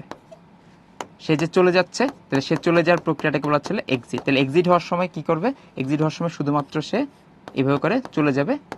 তাহলে বাদ বাকি যে আমাদের অ্যামাইনো অ্যাসিডটা ছিল সে ছিল জমা দিয়ে চলে গেছে। তার মানে এ সাইডে আসলে অ্যাটাচমেন্ট হবে, পি সাইডে আসলে তারা পেপটাইড বন্ধন তৈরি করবে, ই সাইডে তারা বেরিয়ে চলে যাবে। এই তিনটা সাইট হচ্ছে রাইবোসোমের বড় সাব ইউনিটের মধ্যে পাওয়া যায়, এবং এই পাশ থেকে হচ্ছে হলো আমাদের এমআরএনএটা কপি হতে হতে সামনের দিকে কপি হবে। তাহলে যতগুলা মেসেজ আছে সেই অনুযায়ী যতগুলো অ্যামাইনো অ্যাসিড দরকার একসাথে আমরা যুক্ত করব, করার পর পরবর্তীতে আমরা আমাদের প্রোটিন তৈরি করে ফেলবো। তাহলে টিআরএনএর কাজ শুধুমাত্র অ্যামাইনো অ্যাসিডগুলোকে কাঁধে করে নিয়ে আসবে, এখানে জমা দিবে, দেশে বেড়ে চলে যাবে। আবার সে আরেকটাকে অ্যামাইনো অ্যাসিড নিয়ে আসবে, জমা দিবে, বেড়ে চলে আসবে। এই হচ্ছিল আমাদের ট্রান্সলেশন প্রক্রিয়াটা। ঠিক আছে, এটা হচ্ছে একটা বেসিক চিত্র। এখন আমি তোমাদেরকে আরেকটা চিত্র আঁকে বুঝিয়ে দিই, আমার সাথে সাথে সবাই লিখে ফেলো। তাহলে ট্রান্সলেশন প্রক্রিয়াতে আমরা তৈরি করবো হচ্ছে প্রোটিন ট্রান্সলেশন। এই প্রক্রিয়া আমরা তৈরি করবো হচ্ছে এমআরএনএ থেকে প্রোটিন। তৈরি করার জন্য ধাপ আছে তিনটা। তাহলে ট্রান্সলেশন প্রক্রিয়ার ধাপ তিনটা। প্রথম ধাপের নাম হচ্ছে সূচনা, সূচনা মানে হচ্ছে শুরু করা। 2 নম্বর ধাপের নাম হচ্ছে বর্ধিতকরণ, বর্ধিতকরণ। আর 3 নম্বর ধাপের নাম হচ্ছে সমাপ্তিকরণ। আমার সাথে সাথে সবাইকে লিখবা, এরপর আমি বুঝাবো, বুঝবা, তারপর কোনো প্রশ্ন থাকলে প্রশ্ন করবা। ঠিক আছে, ধাপ 1 সূচনা, ধাপ 2 বর্ধিতকরণ, ধাপ 3 হচ্ছে সমাপ্তকরণ। এই হচ্ছে আমাদের ট্রান্সলেশন প্রক্রিয়ার 3টা ধাপ। তো আমরা একটু আমার সাথে সাথে সবাই চিত্রগুলো লিখে ফেলি। ওকে,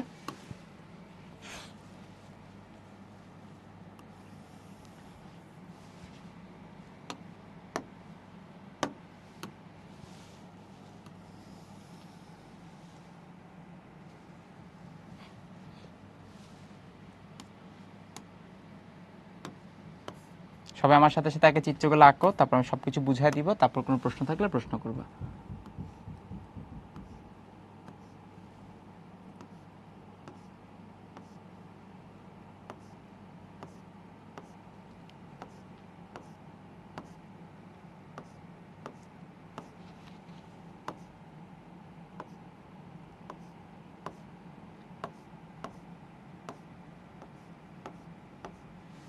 ওকে,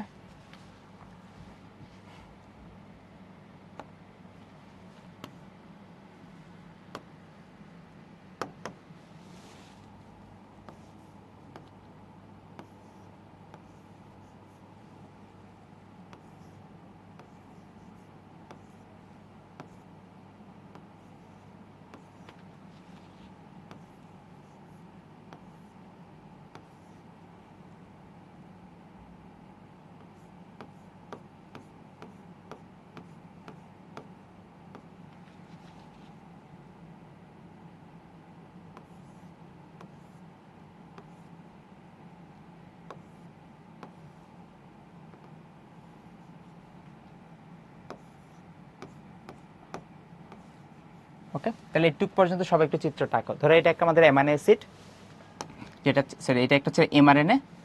তাহলে আমরা জানি এমআরএনএ হচ্ছে 5 প্রাইম থেকে 3 প্রাইমের দিকে থাকবে। এটা হচ্ছে 5 প্রাইম, এটা হচ্ছে 3 প্রাইম। ওকে, এবং এটা হচ্ছে আমাদের একটা এমআরএনএ।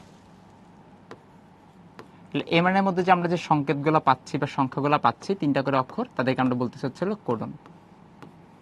আমরা জানি এমআরএনএতে পাওয়া যাবে কোডন, তার বিপরীত জিনিস হচ্ছে অ্যান্টিকোডন পাওয়া যাচ্ছে টিআরএনএতে। আমরা যখন লাস্ট ক্লাসটা পড়ছিলাম বা তার আগের ক্লাসে তোমরা যখন যারা করছিলা তারা জানো টিআরএনএ দেখতে হচ্ছে এরকম। আমি একটা টিআরএনএ ছবি দেখাই দিই তোমাদেরকে।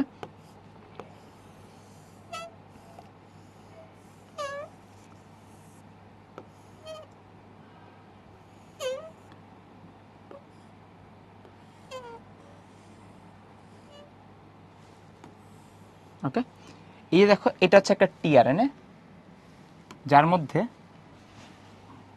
এই যে অংশটা আছে এটাকে আমরা বলতেছি হচ্ছিল অ্যান্টিকোডন ফাঁস।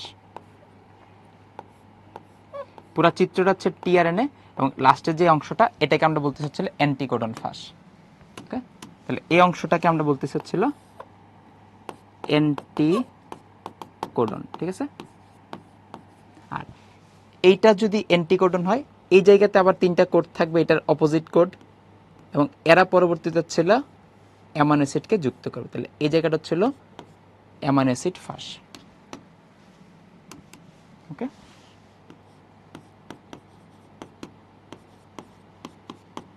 তাহলে খেয়াল করে দেখো অ্যামাইনো অ্যাসিডকে যুক্ত করবে। খেয়াল করে দেখো এই যে টিআরএনএ, তার কাজ বলছিলাম হচ্ছে অ্যামাইনো অ্যাসিডকে কাঁধে করে ক্যারি করে নিয়ে আসা। এখানে আমাদের যে কোডন আছে তার বিপরীতে 3টা অ্যান্টিকোডন বসবে। 3টা অ্যান্টিকোডন এখানে যখন বসবে তার বিপরীতে আবার এখানে 3টা কোডন তৈরি করবে, যে কোডনটা হচ্ছে খুঁজে খুঁজে অ্যামাইনো অ্যাসিডকে নিয়ে আসবে।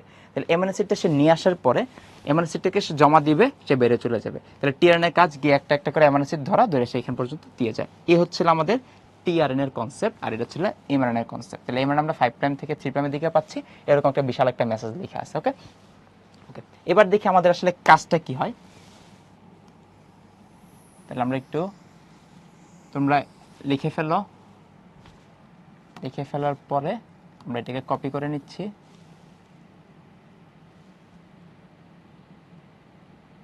ওকে, আমরা এটাকে আরেকটা কপি করে নিচ্ছি। ওকে, সবাই একটু পর্যন্ত কি লিখে ফেলো।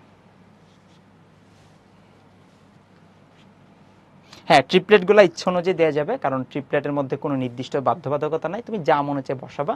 শুধু বসানোর সময় খেয়াল রাখবা 3টা করে অক্ষর বসতেছে কিনা এবং ইউ আছে কিনা। ওকে, মানে কারণ ডিএনএ এর মধ্যে পাওয়া যাচ্ছে থাইমিন, আর আরএনএ এর মধ্যে ইউরাসিল পাওয়া যায়। সো এখানে যাতে কোনো টি না বসে একটু খেয়াল রাখলেই হবে। এরপর যা মনে হচ্ছে তা বসায় দাও। হ্যাঁ সাফাত, আমাদের বয়স বৃদ্ধি হওয়ার পরে আমাদের কি কি সমস্যা হবে সেগুলো ডিএনএতে আছে, এবং আরো কিছু ব্যাপার আছে। আমাদের কি হয় যে হঠাৎ করে একজন মানুষ 40 বছর বয়সে তার একটা ক্যান্সার হয়েছে, 50 বছর বয়সে তার একটা ক্যান্সার হয়েছে, বা 20 বছর বয়সে ক্যান্সারে অসুস্থ হয়, কে না সমস্যা হয়। তো উন্নত দেশগুলোতে একটা বাচ্চা যখন জন্মগ্রহণ করে অথবা মায়ের পেটে থাকে, তখনই বাচ্চা থেকে স্যাম্পল কালেক্ট করা হয় বা জন্মগ্রহণ করার পরে তার যে একটা নাভিরজ্জু আছে যেটাকে আম্বিলিকাল কর্ড বলে, মায়ের সাথে আমাদের যে কানেকশনটা ছিল, এইখান থেকে কিছু হচ্ছিল ব্লাড বা স্যাম্পল কালেক্ট করা হয়। করার পর তার হচ্ছে ডিএনএ প্রোফাইলিং করা হয়, একদম তার টোটাল বডির যে ডিএনএ আছে পুরোটাকে প্রোফাইলিং করা হয়।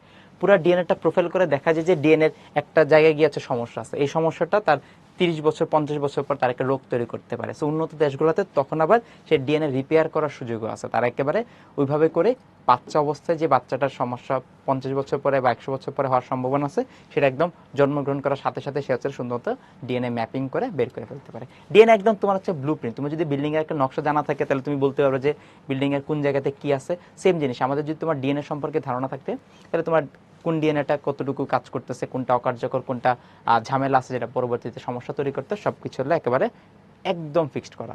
ওকে, হ্যাঁ 3টা এ হবে, 3টা ইউ হবে, 3টা জি হবে, কোনো সমস্যা নেই, 3টা সি হবে। ওকে,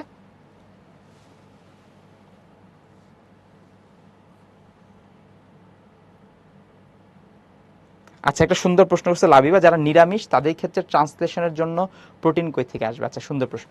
দেখো প্রোটিন হচ্ছে হলো তৈরি করার জন্য লাগবে হচ্ছে অ্যামাইনো অ্যাসিড। অ্যামাইনো অ্যাসিড হচ্ছে দুই প্রকার, একটা হচ্ছে হলো অত্যাবশ্যকীয় অ্যামাইনো অ্যাসিড আর একটা হচ্ছে অনত্যাবশ্যকীয়। অত্যাবশ্যকীয় মানে এসেনশিয়াল, তোমাকে অবশ্যই গ্রহণ করতে হবে। মানে অত্যাবশ্যকীয় অ্যামাইনো অ্যাসিডগুলো বডি তৈরি করতে পারে না, তুমি বাইরে থেকে যে মাছ মাংস দুধ ডিম তারপর হচ্ছে তুমি এই যে ডাল, ডাল কিন্তু এক প্রকার আমিষ, সো এদের মাধ্যমে তুমি হচ্ছে গ্রহণ করতেছো। বাকি এরা হচ্ছে 8 প্রকার আছে যারা হচ্ছে অত্যাবশ্যকীয় অ্যামাইনো অ্যাসিড, যারা দেহের মধ্যে তৈরি হয় না। বাকি 12 প্রকার অ্যামাইনো অ্যাসিড আছে তারা দেহের মধ্যে অটোমেটিক তৈরি হয়। তাহলে দেহের মধ্যে যারা তৈরি হয় তো তাদেরকে তো বাইরে থেকে খুব একটা গ্রহণ করা দরকার পড়ে না। আর বাইরে থেকে যাদেরকে গ্রহণ করা দরকার পড়ে সেগুলোকে আমরা বলতেছি হচ্ছিল অত্যাবশ্যকীয় অ্যামাইনো অ্যাসিড। এখন অত্যাবশ্যকীয় অ্যামাইনো অ্যাসিড হচ্ছে 8 প্রকার। এখন আমিষকে আবার দুই ভাগে ভাগ করা আছে, একটা হচ্ছে উচ্চতর শ্রেণীর আমিষ, একটা হচ্ছে নিম্ন শ্রেণীর আমিষ। তুমি যদি মাছ মাংস খাও, দুধ ডিম খাও, এরা হচ্ছে উচ্চতর শ্রেণীর আমিষ। আর যারা নিরামিষ হয় তারা কিন্তু মাছ মাংস দুধ ডিম খায় না, কিন্তু তারা কি খায়, ধরো তারা হচ্ছে ডাল জাতীয় খাবার, মসুরির ডাল, এই ডাল ও ডাল খাচ্ছে, এই ডালের মধ্যে কিন্তু আমিষ আছে।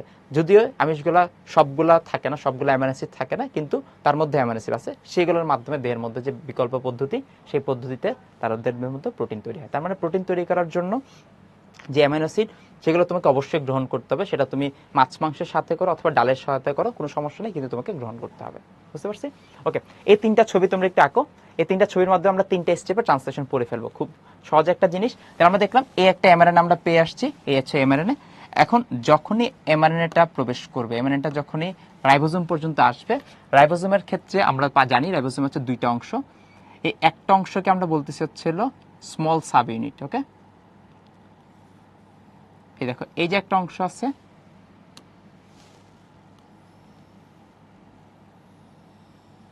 এটা হচ্ছে রাইবোজোমের ছোট অংশটা, আর তার বিপরীতে বসবে হচ্ছে রাইবোজোমের বড় অংশটা। ঠিক আছে, যে রাইবোজোমের যে বড় অংশটা, তার ক্ষেত্রে আমরা জানি তার 3টা অংশ।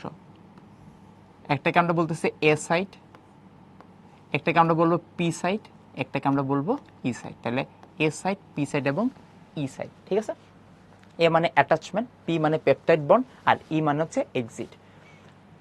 যখনই আমাদের এমআরএনএটা রাইবোজোমের মধ্যে প্রবেশ করবে, রাইবোজোম সেটাকে কপি করা শুরু করবে, সেটাকে হচ্ছে রিডিং করা শুরু করবে। ট্রান্সলেশন মানে কি? অনুবাদ করা। তার অনুবাদ করার শুরুতে সে কি করবে, সে যখন খুঁজতে খুঁজতে এক জায়গাতে এ ইউ জি স্টার্ট কোডন পেলো, পাওয়ার পরে এই প্রথম কোডনটা সরাসরি পি সাইটের সাথে যুক্ত হবে। কোন সাইটে যুক্ত হবে?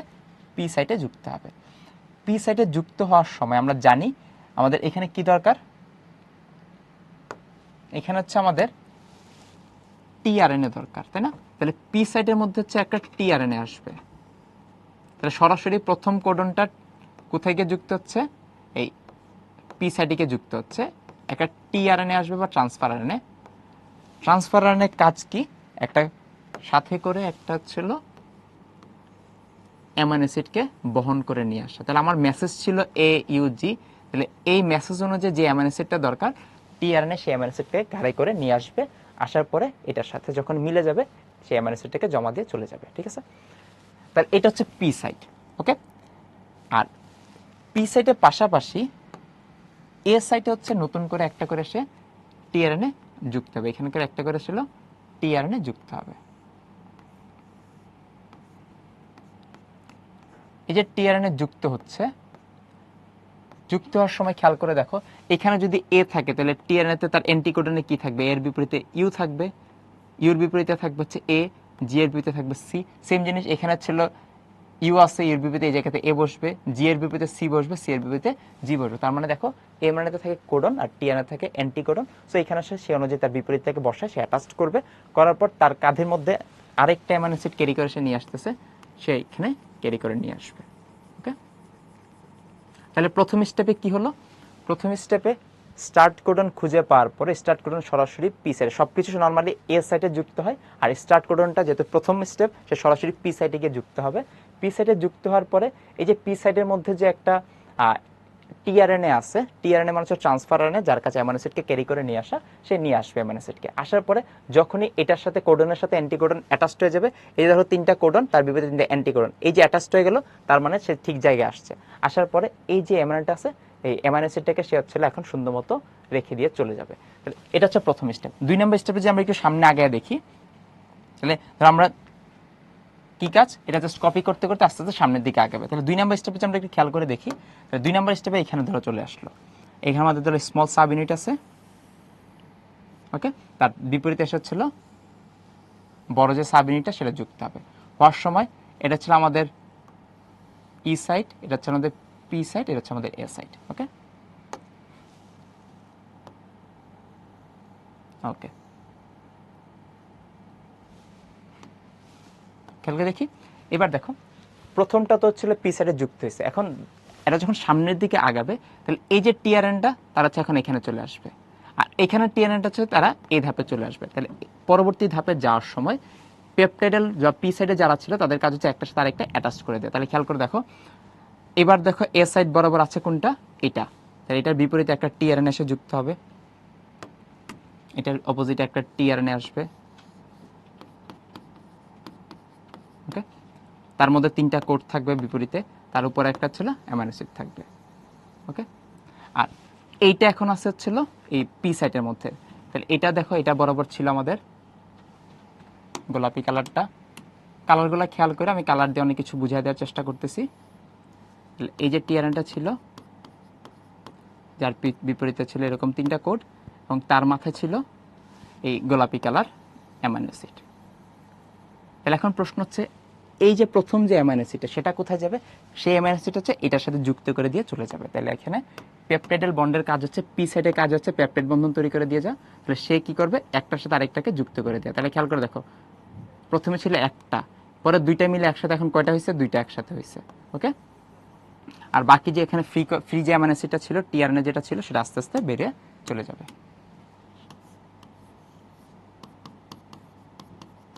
ওকে, খেয়াল করে দেখো, এই হচ্ছিল আমাদের ট্রান্সলেশন প্রসেসটা। তাহলে প্রথমে তো একটা অ্যামাইনো অ্যাসিড টিআরএনএ বহন করে নিয়ে এসে এ সাইটে যুক্ত হবে। এ সাইটে যুক্ত হওয়ার পরে দেখো, যখনই এটার অপোজিটে একটা অ্যান্টিকোডন পাওয়া যাবে, তখনই তারা যুক্ত হবে। হওয়ার পরে তারা পরবর্তীতে পরের ধাপে যাবে, এ সাইড থেকে পি সাইডে যাবে। পি সাইডে যাওয়ার সময় আগের যে অ্যামাইনো অ্যাসিড আছে আর এখন যে নতুন অ্যামাইনো অ্যাসিডটা প্রবেশ করলো, তাদের দুইজনের মধ্যে একটা আমরা পেপটাইড বন্ধন তৈরি করে দিব। পেপটাইড বন্ধন তৈরি করা মানে কি, আগে ছিল একটা আলাদা অ্যামাইনো অ্যাসিড, একটা আলাদা অ্যামাইনো অ্যাসিড, এখন 2টা মিলে একসাথে 2টা হয়েছে। আর যদি আমি এই অ্যামাইনো অ্যাসিডটাকে এর সাথে বন্ধন করে দিয়ে চলে যাই, তাহলে বাকি যে আমার টিআরএনএ ছিল, সে আস্তে আস্তে ই সাইড দিয়ে বেরিয়ে চলে যাবে, গিয়ে সে নতুন আবার আরেকটা অ্যামাইনো অ্যাসিডকে খুঁজে নিয়ে আসবে। এই হচ্ছিল প্রক্রিয়াটা। তাহলে দেখো আস্তে আস্তে কিন্তু সামনের দিকে আগাচ্ছে। আমরা যদি আরেকটা ধাপ সামনে আগাই, ধরো এখানে আগাই, আমরা ধরো সামনে আগাতে আগাতে এখানে চলে আসলাম, ধরো আমরা এই ধাপে চলে আসছি। এই ধাপে এবার দেখো কি ঘটবে।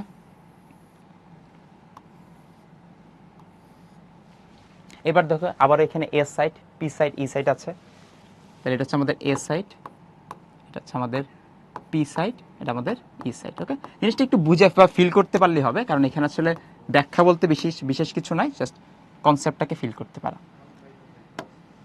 ওকে, এবার দেখো এ সাইডের মধ্যে আবার এই যে সিইউজি, তাহলে তার বিপরীতে একটা অ্যান্টিকোডন আসবে। এই একটা অ্যান্টিকোডন পাওয়া যাবে হচ্ছে টিআরএনএ এর মধ্যে, তাহলে এরকম একটা টিআরএনএ আসবে। ওকে, তাহলে দেখো সি এর বিপরীতে বসবে হচ্ছিল জি, ইউর বিপরীতে এ, আর জি এর বিপরীতে সি, এরকম একটা আসবে, এবং তার মাথার মধ্যে একটা অ্যামাইনো অ্যাসিডকে সে ক্যারি করে নিয়ে আসবে।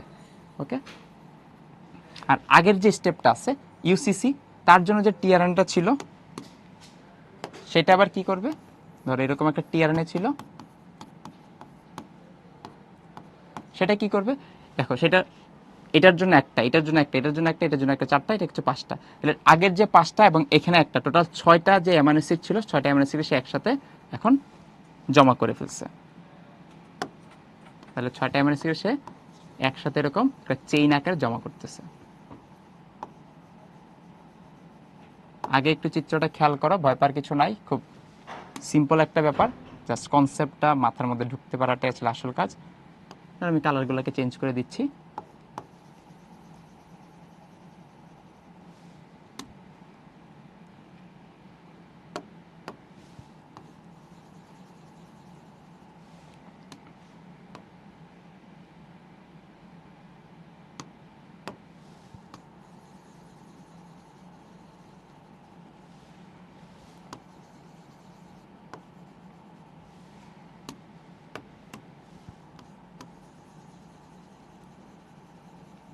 দেখো এই যে নীল কালারটা যে সবার শেষে লিখলাম, এটা হচ্ছে আমাদের প্রথম অ্যামাইনো অ্যাসিড, যার নাম হচ্ছে মেথিওনিন।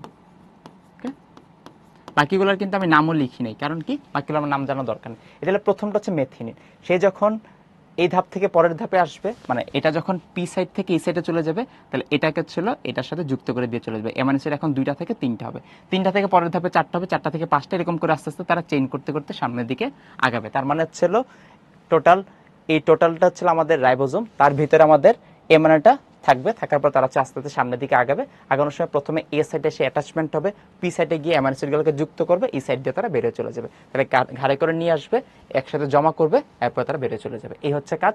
এরকম করে করে আস্তে আস্তে আমাদের প্রক্রিয়াটা সামনের দিকে আগাতে থাকবে। আগাতে আগাতে যখন তারা একদম শেষ ধাপে চলে আসবে, শেষ ধরো তারা ছিল এই জায়গাতে চলে আসছে, এই জায়গাতে আসার পর একটু খেয়াল করে দেখো তো, এখন যে কোডনটা আছে তার নাম কি? তার নাম হচ্ছে ইউএজি। আমরা জানি স্টপ কোডন হচ্ছে 3টা, ইউএএ, ইউজিএ, ইউএজি। যখনই স্টপ কোডন চলে আসবে, তাহলে স্টপ কোডন চলে আসলে এবার আসলে আর কোনো কাজ হবে না। তাহলে এখানে একটা ফ্যাক্টর চলে আসবে, যে ফ্যাক্টরটাকে আমরা বলতে চাচ্ছিল প্রোটিন, দাঁড়াও আমি লিখে দিই। তাহলে যখনই স্টপ কোডন চলে আসবে, তার বিপরীতে একটা ফ্যাক্টর চলে আসবে, যে ফ্যাক্টরটার নাম হচ্ছে প্রোটিন রিলিজ ফ্যাক্টর।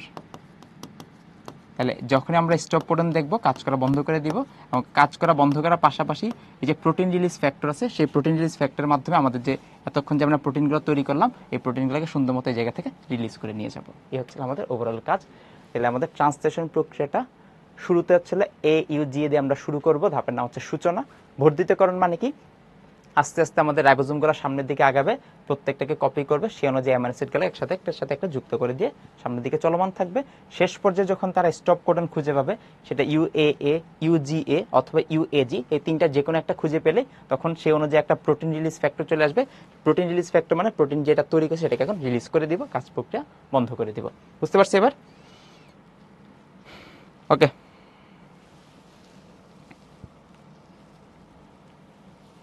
ওকে।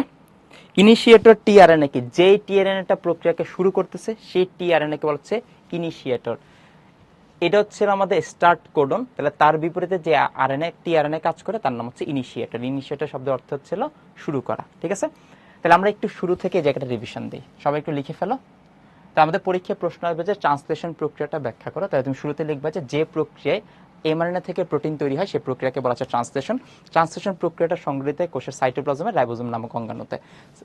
ট্রান্সলেশন প্রক্রিয়া শুরু করার জন্য এই যে প্রথম ধাপের নাম হচ্ছে সূচনা। তাহলে এমআরএনএ বা আমাদের যে মেসেঞ্জার আরএনএ, তার মধ্যে যে বার্তাটা ছিল বা মেসেজটা ছিল, তার প্রত্যেকটা কোডকে এখন আমরা সুন্দর মতো করে ট্রান্সলেট করবো, সে অনুযায়ী অ্যামাইনো অ্যাসিড দিয়ে আমরা প্রোটিন তৈরি করবো। তাহলে প্রথম কোডের নাম হচ্ছে AUG। এটা হচ্ছে রাইবোজোমের 3টা জায়গা থাকে, এ সাইট, পি সাইট, ই সাইট।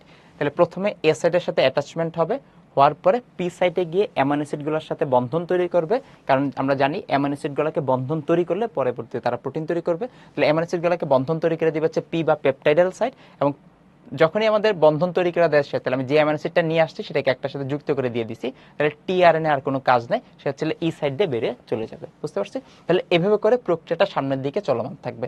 তাহলে রাইবোজোমটা প্রথমে এটাকে কপি করবে, তারপর এটাকে কপি, তারপর এভাবে করে করে তার আস্তে আস্তে সামনের দিকে আগাবে।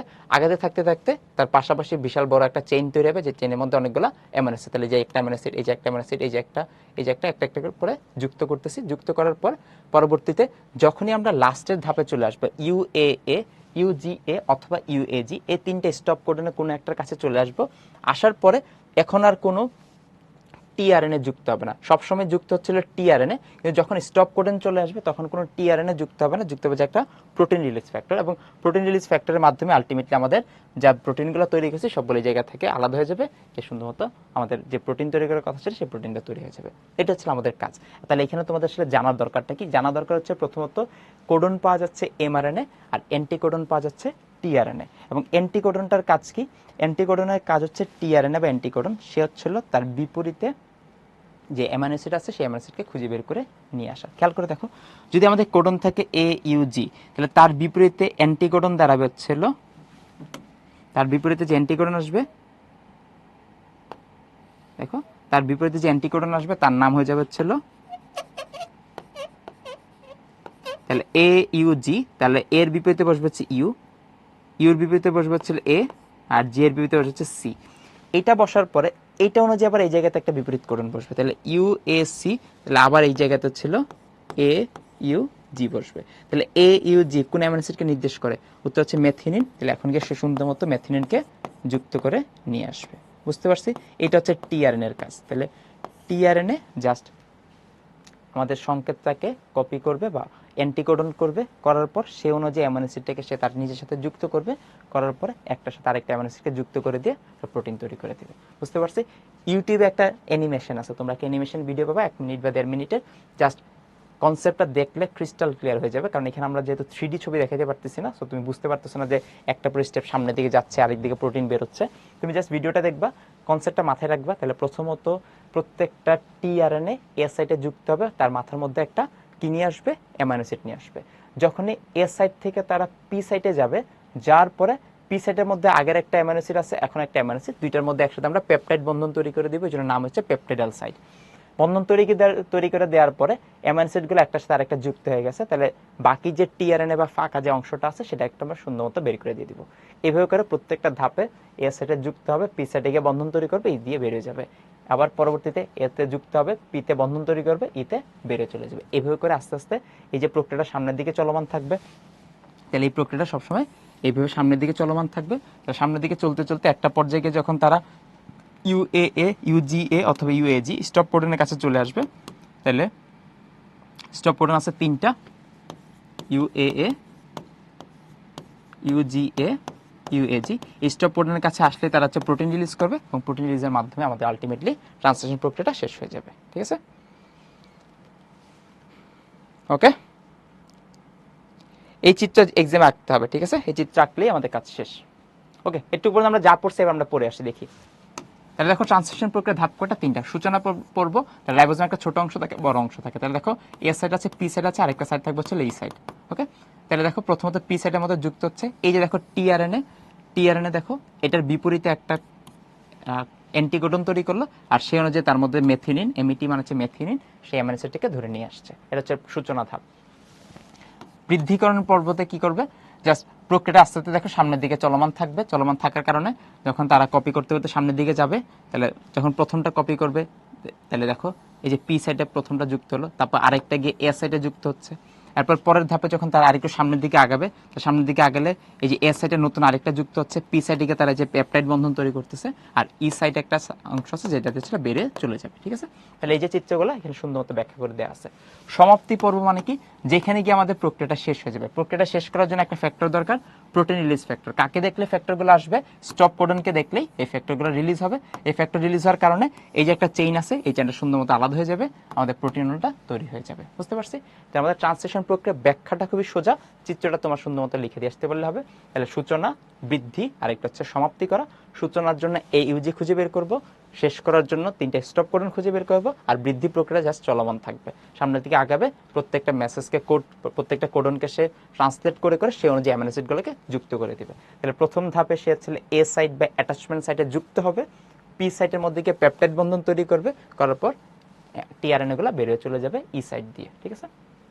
ওকে, বইটা একবার পড়লে আশা করি শেষ হয়ে যাবে, এখানে আর খুব বেশি কিছু না। আর তোমরা একটু ইউটিউব থেকে একটা লেকচার অ্যানিমেশন দেখে নিবে। অ্যানিমেশনটা এরকম তোমরা পাবা হচ্ছিল ট্রান্সলেশন অফ প্রোটিন, এরকম একটা সার্চ করলে পাবা ট্রান্সলেশন অফ প্রোটিন। তাহলে এটা সার্চ করার পরে একটা 1 মিনিট বা 1.5 মিনিট অ্যানিমেশন আছে, এটা দেখলে টোটাল প্রক্রিয়া তোমার মাথার মধ্যে একদম সেট আপ হয়ে যাবে। ঠিক আছে, এবার দেখো অ্যান্টিবায়োটিকের কাজ কি। অ্যান্টিবায়োটিকের কাজ হচ্ছে ব্যাকটেরিয়াকে ধ্বংস করা। ঠিক আছে, অ্যান্টিবায়োটিকের কাজ ব্যাকটেরিয়া ধ্বংস করা। কিভাবে ধ্বংস করবে? তারা ব্যাকটেরিয়াকে ধ্বংস করার জন্য ব্যাকটেরিয়ার যে প্রোটিন তৈরি আছে বা ট্রান্সলেশন আছে এই প্রক্রিয়াটা বন্ধ করে দেয়। তাহলে এই যে বিভিন্ন প্রকার অ্যান্টিবায়োটিকের কথা বলা আছে, chloromycin, erythromycin, neomycin, streptomycin, tetracycline, প্রত্যেকটা অ্যান্টিবায়োটিক বিভিন্ন জায়গায় আলাদা আলাদা জায়গায় কাজ করে। কোনো একটা অ্যান্টিবায়োটিক পেপটাইড বন্ধন তৈরিতে ঝামেলা করবে, কোনো একটা অ্যান্টিবায়োটিক এমআরএনএ তৈরিতে, এমআরএনএ চলনে ঝামেলা করবে, কেউ হচ্ছিল এমআরএনএ এবং আরএনএর মধ্যে একটা আন্তঃবিক্রিয়া করে তাকে নষ্ট করে দিবে, ট্রান্সলেশন শুরু করতেই দিবে না, কেউ কেউ হচ্ছিল টিআরএনএ যে যুক্ত হয় সে যুক্ত হতে দিবে না।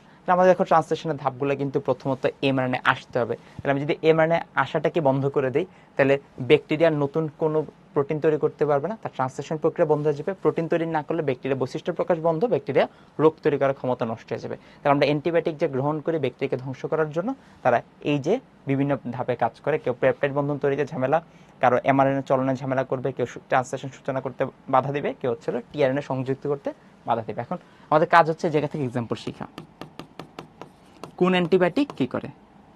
তাহলে ঠিক আছে, অ্যান্টিবায়োটিক নাম হচ্ছে chloromycin, erythromycin, neomycin, streptomycin, tetracycline. প্রত্যেকের নাম আমরা শিখবো, কোনটা কোথায় কাজ করে এটা মুখস্থ করবো।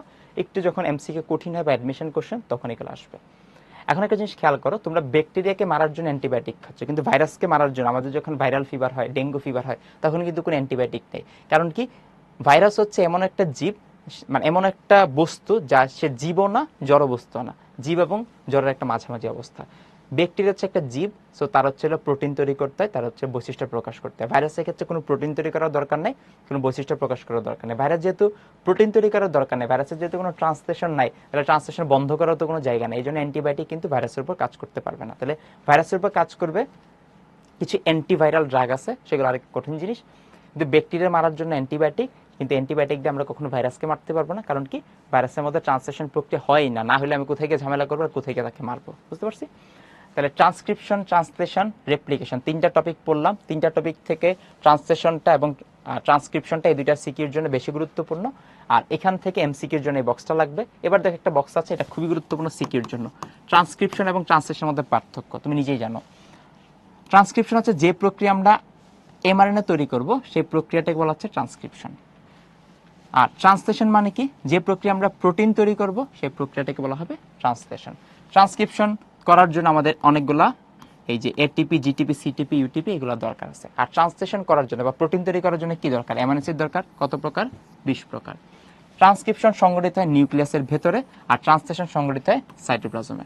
তাহলে সাইটোপ্লাজমের মধ্যে যেহেতু ট্রান্সলেশন হয়, হওয়ার জন্য তার জন্য রাইবোজোম দরকার, আর এখানে কোনো রাইবোজোমের দরকার নাই। ওকে, এরপর দেখো আরএনএ তৈরি করার জন্য আরএনএ পলিমারেজ এনজাইম দরকার, আর এখানে হচ্ছে দরকার অ্যাক্টিভেটিং এনজাইম যার নাম হচ্ছে এমএনএসএল টিআরএনএ সিনথেটেস। ক্লিয়ার? তাহলে এখান থেকে দেখো ট্রান্সক্রিপশন ট্রান্সলেশনের পার্থক্য। এরপর দেখো বলা হচ্ছে ট্রান্সক্রিপশনে প্রোমোটার সংযুক্ত হওয়ার পর টিআরএনএ পলিমারেজ ডিএনএর প্যাচ খুলতে সহায়তা করে, প্যাচ খুলে গেলে আস্তে আস্তে কপি করা শুরু করবে। আর ট্রান্সলেশন প্রক্রিয়া এখানে হচ্ছে টিআরএনএ এর সাথে নির্দিষ্ট অ্যামাইনো অ্যাসিড সংযুক্ত হওয়ার পর আস্তে আস্তে তারা কি করবে, তোমার নতুন অ্যামাইনো অ্যাসিড বা প্রোটিন তৈরি করবে। ট্রান্সক্রিপশন ট্রান্সলেশনের পার্থক্য, একটা হচ্ছে আরএনএ তৈরি করবে, একটা প্রোটিন তৈরি করবে। আরএনএ তৈরি করতে লাগবে হচ্ছে এটিপি, জিটিপি, সিটিপি, ইউটিপি, আর ট্রান্সলেশন করতে লাগবে হচ্ছে অ্যামাইনো অ্যাসিড। ট্রান্সক্রিপশনের ক্ষেত্রে সংগঠিত হবে নিউক্লিয়াসে, আর ট্রান্সলেশন সংগঠিত হবে সাইটোপ্লাজমে, রাইবোজোমের ভেতরে। ট্রান্সলেশনের জন্য রাইবোজোম দরকার, ট্রান্সক্রিপশনের জন্য কোনো রাইবোজোমের দরকার নাই। ট্রান্সক্রিপশনের জন্য একটা এনজাইম দরকার, নাম হচ্ছে আরএনএ পলিমারেজ। তাহলে আরএনএ তৈরি করার জন্য আরএনএ পলিমারেজ, আর ট্রান্সলেশন প্রক্রিয়াটা শুরু করার জন্য একটা এনজাইম দরকার, তার নাম হচ্ছে অ্যাক্টিভেটিং এনজাইম, তার নাম হচ্ছে অ্যামাইনো-অ্যাসিড টিআরএনএ সিনথেটেস। তাই না? ওকে, ঠিক আছে, এখানে আর কিছু নাই। নিচের কোনটি স্টপ করুন, সলভ করো। নিচের কোনটি স্টপ করুন, প্রতিবার এই প্রশ্নটা আসবে। শেষ, ক্লাস শেষ, রোকসানা। তাহলে নিচের কোনটি স্টপ করুন?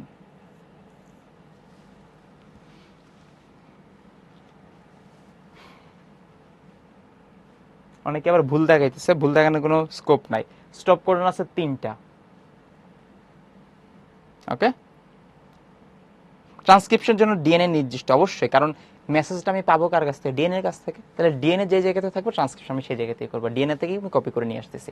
ওকে, আমাদের প্রশ্ন ছিল নিচের কোনটি স্টপ করুন। স্টপ করুন আছে 3টা, ইউএএ, ইউজিএ, ইউএজি। ঠিক আছে, তাহলে এই 3টা যে কোনো একটা হলে স্টপ করুন। পরবর্তীতে তোমাদের জন্য একটা কুইজ আছে, নিচের কোনটি জেনেটিক কোডের বৈশিষ্ট্য। আমরা একটু আগে পড়ে আসলাম জেনেটিক কোডের বৈশিষ্ট্য, সবাই সলভ করো। নিচের কোনটি জেনেটিক কোডের বৈশিষ্ট্য?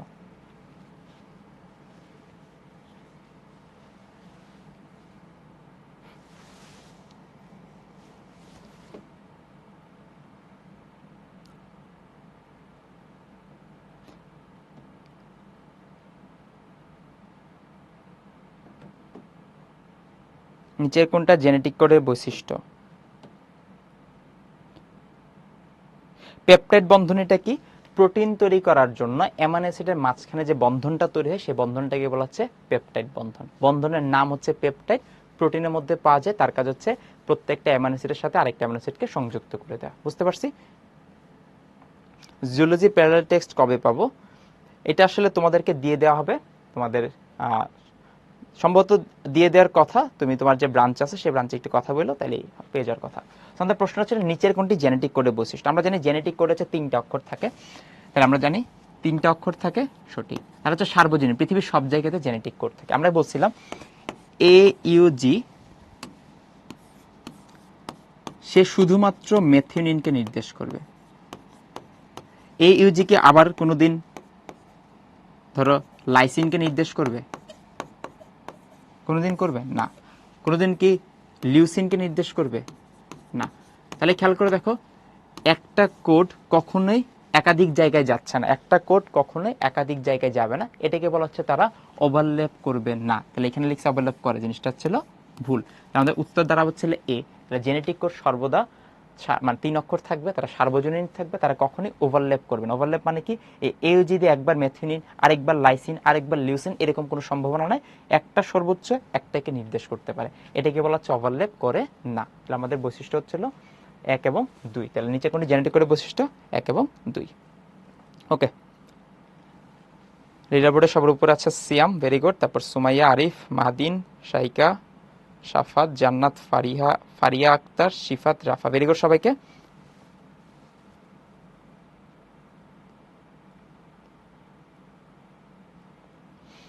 হ্যাঁ, জুলজি হচ্ছে তোমাদের এখন যেটা তোমাদের ফার্স্ট ইয়ারের যে প্রোগ্রেসিভ ব্যাচ, তার জন্য হচ্ছে তোমাদের ফার্স্ট পেপারে অর্ধেক চ্যাপ্টার পড়ানো হবে, সেকেন্ড পেপারে অর্ধেক চ্যাপ্টার পড়ানো হবে। তেমন তোমরা ছিল বোটানির ক্ষেত্রে বা উদ্ভিদ বিজ্ঞানের ক্ষেত্রে প্যারালাল টেক্সটের প্রথম খণ্ড পাবা, এবং প্রাণী বিজ্ঞানের ক্ষেত্রে প্যারালাল টেক্সটের প্রথম খণ্ড পাবা। তোমরা যখন সেকেন্ড ইয়ারে উঠবা তখন আবার সেকেন্ড ইয়ারের প্রোগ্রেসিভ ব্যাচের জন্য বাকি যে দ্বিতীয় খণ্ড আছে সেটা দেওয়া হবে। বুঝতে পারছি? ওকে, যাদের কোনো বই নিয়ে কোনো সমস্যা থাকবে ব্রাঞ্চে কথা বলে বইগুলো পেয়ে যাবা। তোমাদের একটা হোমওয়ার্ক সুন্দর মতো বাসায় কমপ্লিট করে ফেলবা। আমাদের চ্যাপ্টারে কিন্তু শেষ। এই চিত্রসহ ট্রান্সলেশন প্রক্রিয়া বোর্ডে অনেকবার আসবে, কলেজে পরীক্ষা আসবে, নিজের মতো করে সুন্দর মতো অ্যান্সার করে নিবা। হ্যাঁ সাফাত, অ্যামাইনো অ্যাসিড হচ্ছে একটা প্রোটিন তৈরি করার জন্য কমপক্ষে 51টা অ্যামাইনো অ্যাসিড দরকার। কমপক্ষে 51টা অ্যামাইনো অ্যাসিড যখন হবে তখনই একটা প্রোটিন তৈরি। তার মানে তোমার কাছে 20টা বা 30টা অ্যামাইনো অ্যাসিড একসাথে থাকে তখন সেটা প্রোটিন হবে। যার সংখ্যা যখন সর্বনিম্ন 51 হয় তারপর সেটা প্রোটিন নাম দিব। যদি 100টা হয় তাহলে প্রোটিন, যদি 500টা অ্যামাইনো অ্যাসিড থাকে তখন সেটা হচ্ছে প্রোটিন, কিন্তু যদি 40টা অ্যামাইনো অ্যাসিড থাকে তখন সেটার নাম হচ্ছে প্রোটিন হবে না। ঠিক আছে? ওকে, আজকের মতো একটুকুই। সবাই ভালো থাকবা, সুস্থ থাকবা, ইনশাআল্লাহ নেক্সট দিন দেখা হবে। আসসালামু আলাইকুম, আল্লাহ হাফেজ। আচ্ছা, ট্রান্সক্রিপশনের পর ডিএনএ পেস্ট লাগে কি ভাই? ট্রান্সক্রিপশনের পর ডিএনএ পেস্ট লাগে হচ্ছে ট্রান্সক্রিপশন হওয়ার শেষ হওয়ার পরে এই যে SSB single strand binding protein যারা বাধা দিচ্ছিল তারা বাধা দিবে না, তারা যখন সরে যাবে আগের মতো তারা পেঁচা যাবে। তুমি যদি একটা পেঁচানোর সুতা খুলে দাও আবার ছেড়ে দিলে সে পেঁচা যাবে, এই কাজটাই হয় ডিএনএ এর মধ্যে। ওকে।